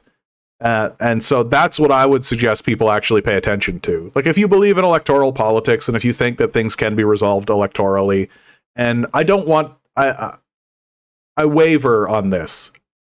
But I think I'm landing on, like, I don't want to discount it. Like, electoral politics counts. It's part of the game. And so I think that voting for Democrat or Republican at this point, that's a fool's errand. Like, it's just a dead end. It's completely dead. Vote for the guy with the boot on his head. Vote for the guy with the trash can bucket head. You are voting for a more competent, reasonable person. I guarantee you. If you vote Republican, you're voting for a Nazi, and if you vote Democrat, you're voting for a Nazi with better PR. Like it's time for the electorate to finally stand up and say, "Look, earn my vote. The Democrats are not a default vote. Vote third party." If your state is as progressive as you say it is, then have some socialists start winning. Like, the only way the power structure in America has ever changed its direction is through fear. That the ruling class needs to be terrified of us.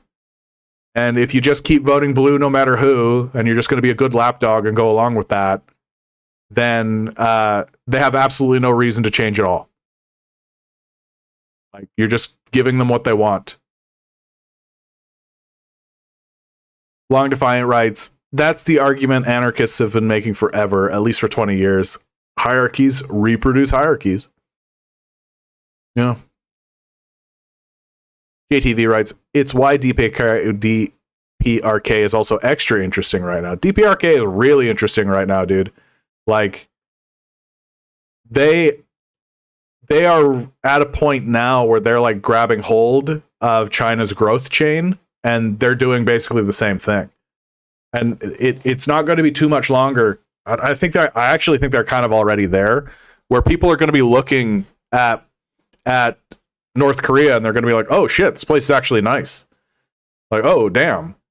And like, give it a generation and the population disparity is going to be so dramatic. Like, if I'm living in South Korea right now, I am very concerned about the future. Like, it's pretty obvious that there is a military conflict coming. Like, the North is going to march on the South at some point. that really the North is just biding its time and waiting for the right moment.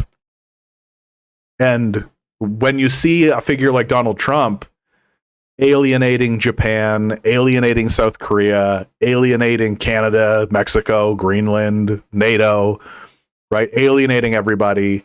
When you see Japanese leadership standing up and saying, hey, maybe we should remilitarize because the Americans are turning out to be a very unreliable partner.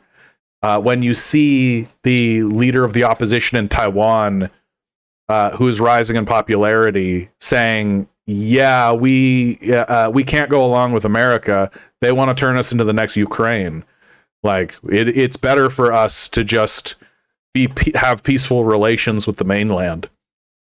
When you see the population, like, that's crazy, man. Like, what's happening in South Korea in terms of their population growth? It's suicide. They're committing a mass suicide. So,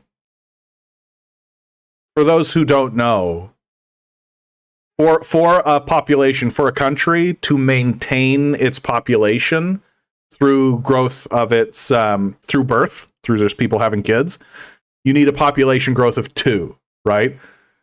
2 come in, 2 go out. Stable population, right? It's pretty common to have moments when you go down to like 1.5, right? And then you go up to 2.5, and there's like a fluctuation that does happen. South Korea's current population growth is 0.3.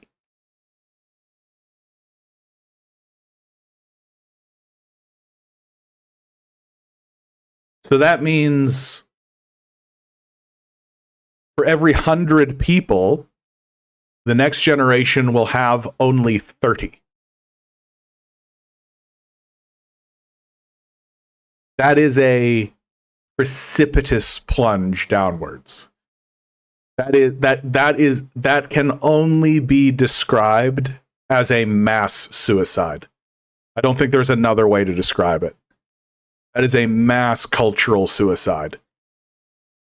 That goes so far beyond conscious will. That is the people of South Korea refusing to participate in life systemically, collectively, together. Like, that's wild, man. Long Defiance says, no, for every 30 people, you'll have 15. Is my math incorrect? Because if the growth is 0.3, redacted.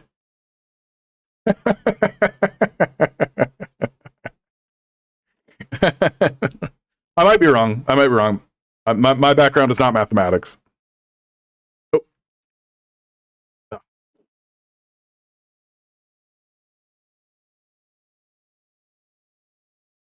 Jacob, the Blue Democrat, says, I discovered that even North Korea has a social democratic party. Little known, but it exists. It's kind of funny.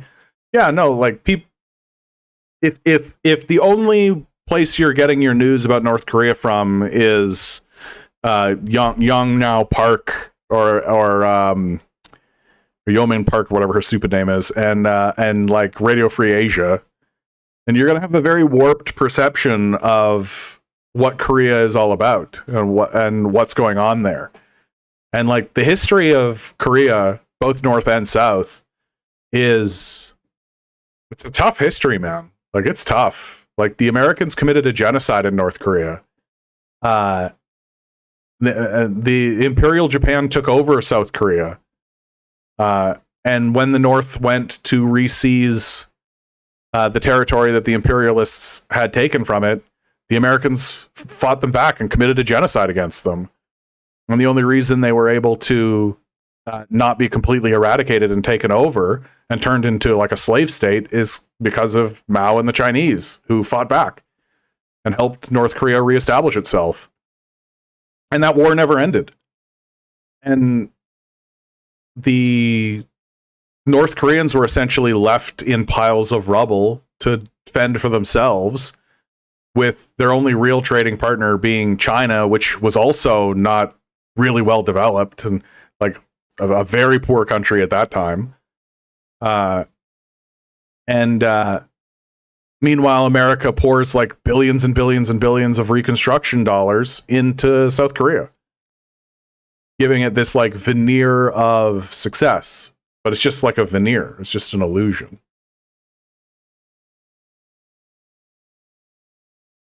JT writes, turns out the Vice documentary I watched shouldn't have been my only source of learning from North Korea and the history. I know exactly the Vice documentary you're talking about. I watched it when I was in university. And when I first watched it, like I wasn't anti-North Korea. Like I didn't have this hate for North Korea. I just didn't know anything about North Korea.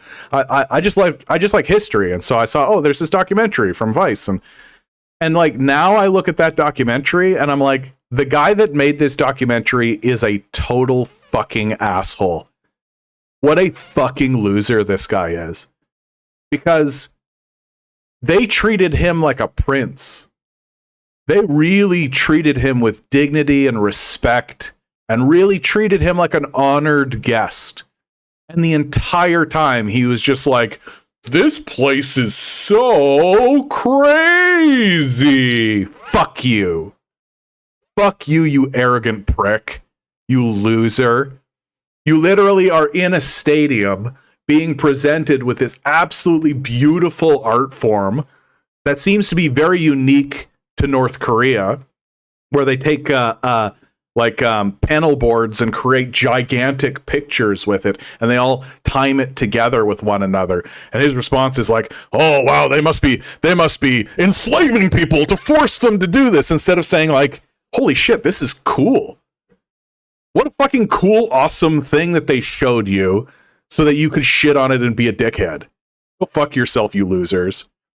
And from that moment, anytime I watch a Vice documentary, and I've critiqued several, I'm highly skeptical of these people. I think that they're frauds and liars and assholes and losers. They're backed by Rupert Murdoch. Their entire point, the reason why they exist, is to go to places and do documentaries where they basically just lie their faces off or just act as though what they're like. The guy couldn't have been more racist if he tried. If the experience he had was being done by white people, if he had gone to Britain and had exactly the same experience, he would have been like, wow, the people of Britain are so friendly and lovely. Wow, this huge artistic people. Whoa. He would have been floored by it if they had been white.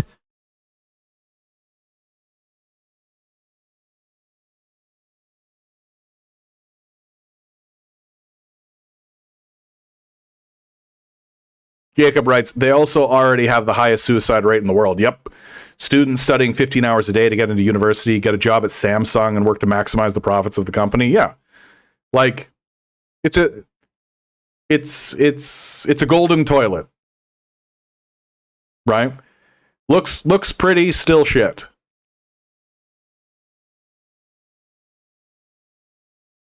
Long Defiance says, the goal is 2, though. So 0.3 is 15% of the goal. Right, but in the example I was giving, the number was 100. So 0.3% of 100 is 30. Whereas you're saying, oh my God.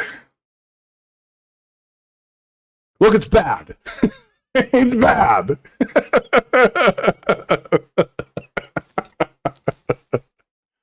Yeah, not my strongest suit.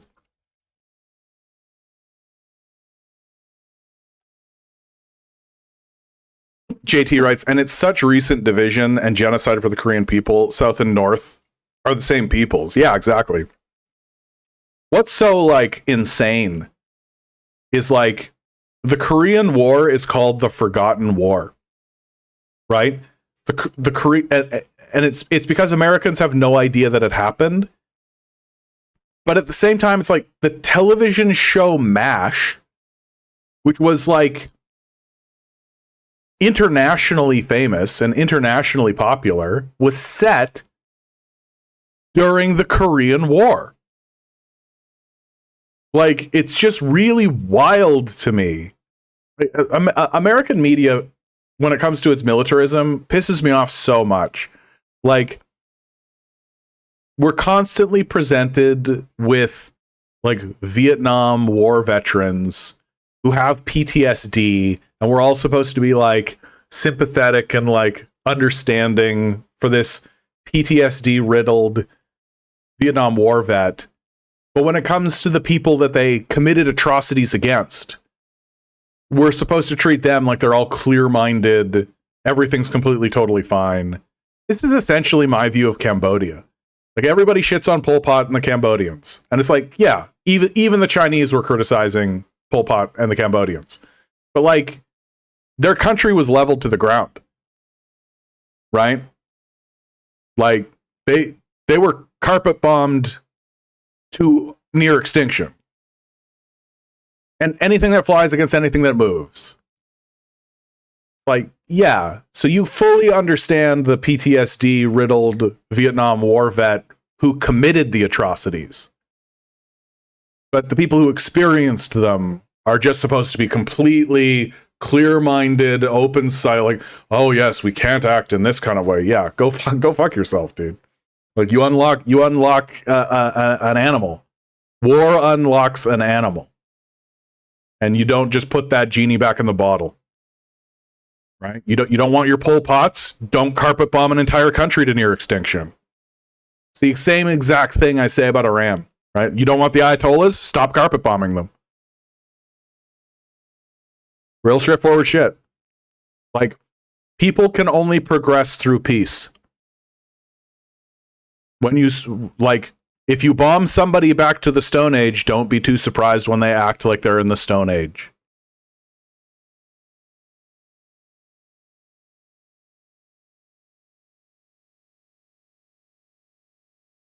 Jacob writes, we know Samsung for its technology, but in reality, they control an entire supply chain in food, services, various sectors.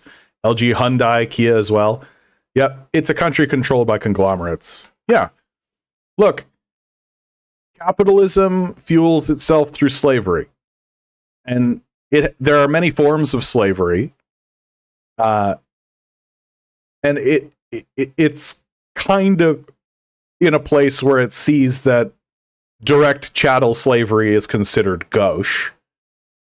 Like, if Elon Musk was like, here's my slave that I own, people would be like, gross.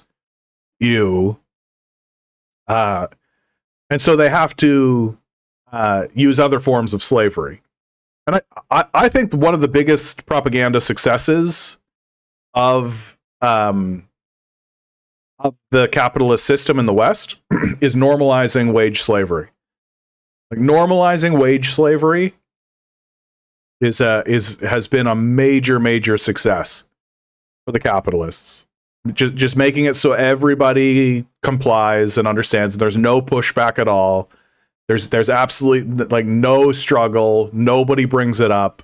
Nobody has a conversation about it. Nobody organizes about it. Nobody talks about it. And if you do bring it up, you get ridiculed. Like, wage slavery has been so firmly entrenched and firmly ingrained in the structure of our society that we no longer consider it a form of slavery. Like, that's a huge success for the capitalists. And we should not let them have that. Like, we should not allow them to have wage slavery as a default position that we all accept.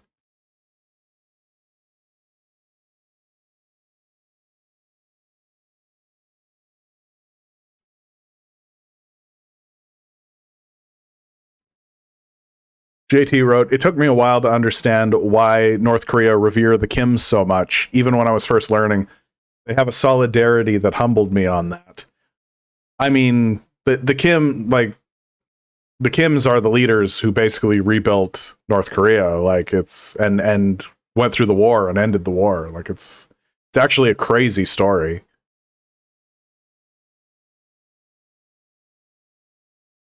Inverse Impact writes, how can people be so sure North Korea is bad when they know nothing about it? And they know nothing about it. Yeah, so there's an interesting phenomenon It's been called groupthink. Most people just want to get on, right? They just want to get on with what's going on.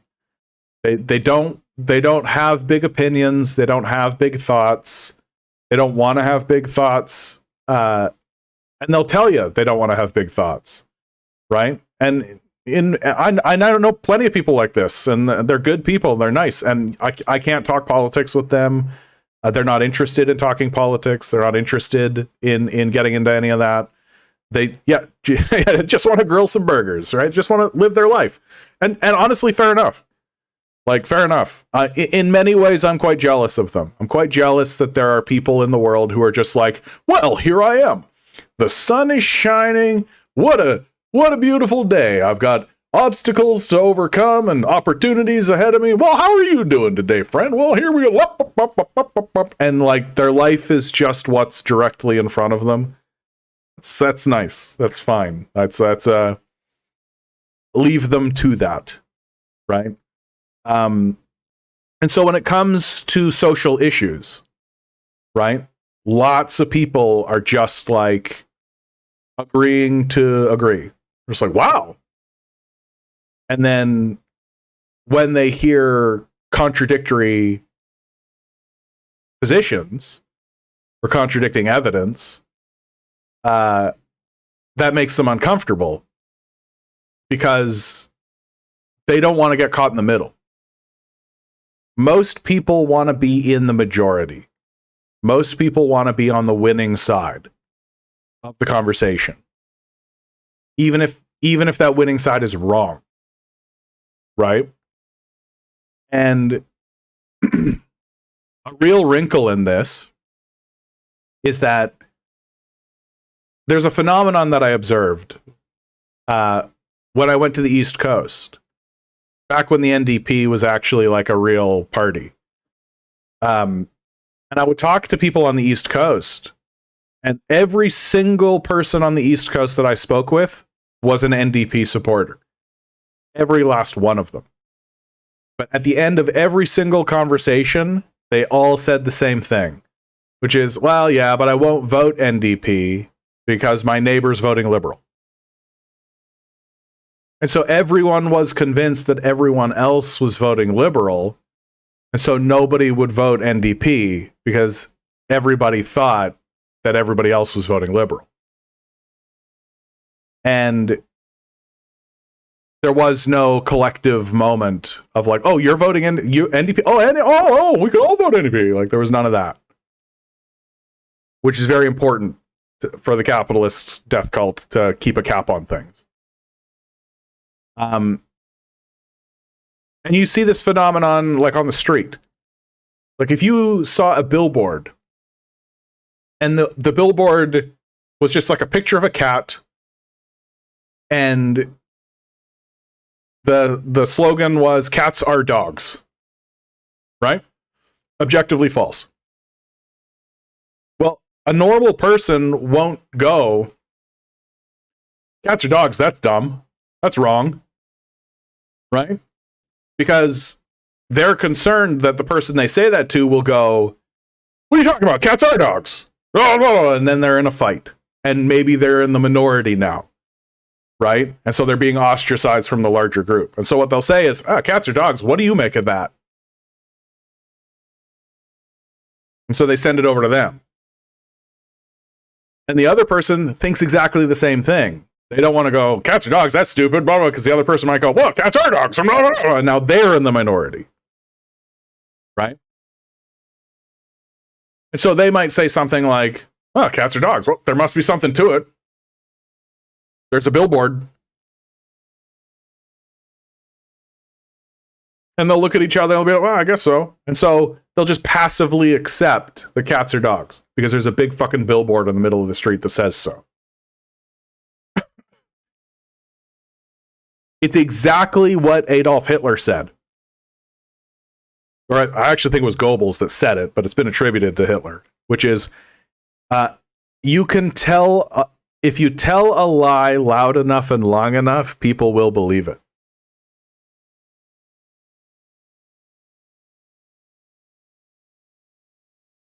That's why this whole idea of like good speech beats bad speech that comes out of the Rogan sphere is total fucking bullshit.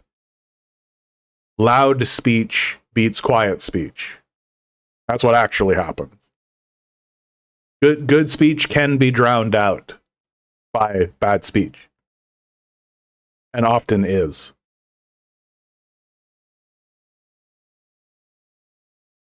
JT writes, I heard RFK did some interesting math recently. RFK. What a clown show this guy is. JT, most Western media is about making ourselves feel better. Yeah, just like little kisses on the cheek, and that's why, like, a lot of America, like The Office. The Office was just like insufferably optimistic. I understand why The Office was popular, but it really is like perfect capitalist propaganda. Like, the people in your office are your family. Wow, you love these people. Oh, when the show ended and everything, like, kind of, they had to go their separate ways, they all loved one another. Oh, it was really heartbreaking and really heartfelt. Oh, they really liked one another. Yeah, right. Get fucked. Like, get totally fucked. No capitalist enterprise gives two shits about any of that fucking shit. They'll blow up your whole thing because they can make an extra penny. Like, I've personally experienced that on several occasions. Just like dumb capitalists blowing everything up because they think they can make a penny and then fuck everything up and lose hundreds of thousands of dollars. Like, it's just wild to watch these morons.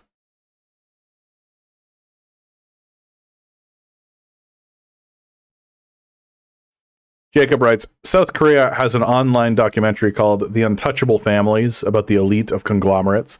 Yet North Korea is the hermit kingdom. I'm not justifying anything, but it's hypocrisy. Yeah. Yep. That's just like me. Being trapped at work isn't so bad, come to think of it. Yeah, exactly. Yeah, exactly. Like, oh, you're such a Dwight. You're just like Jim. Gives people something to talk about at the water cooler.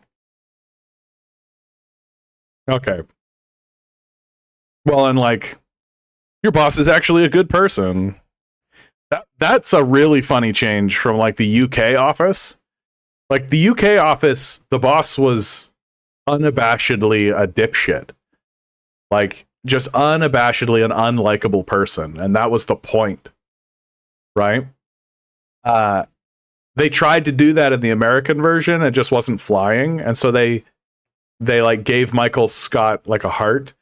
They turned him from being like kind of like a cruel person.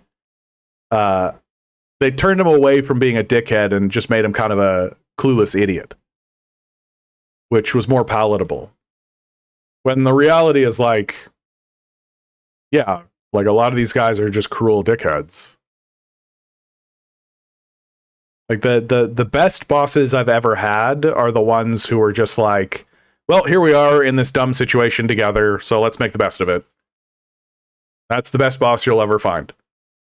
Right? And when they come to you with the dumb capitalist bullshit, they're like, okay, here's the dumb bullshit, but we got to do it.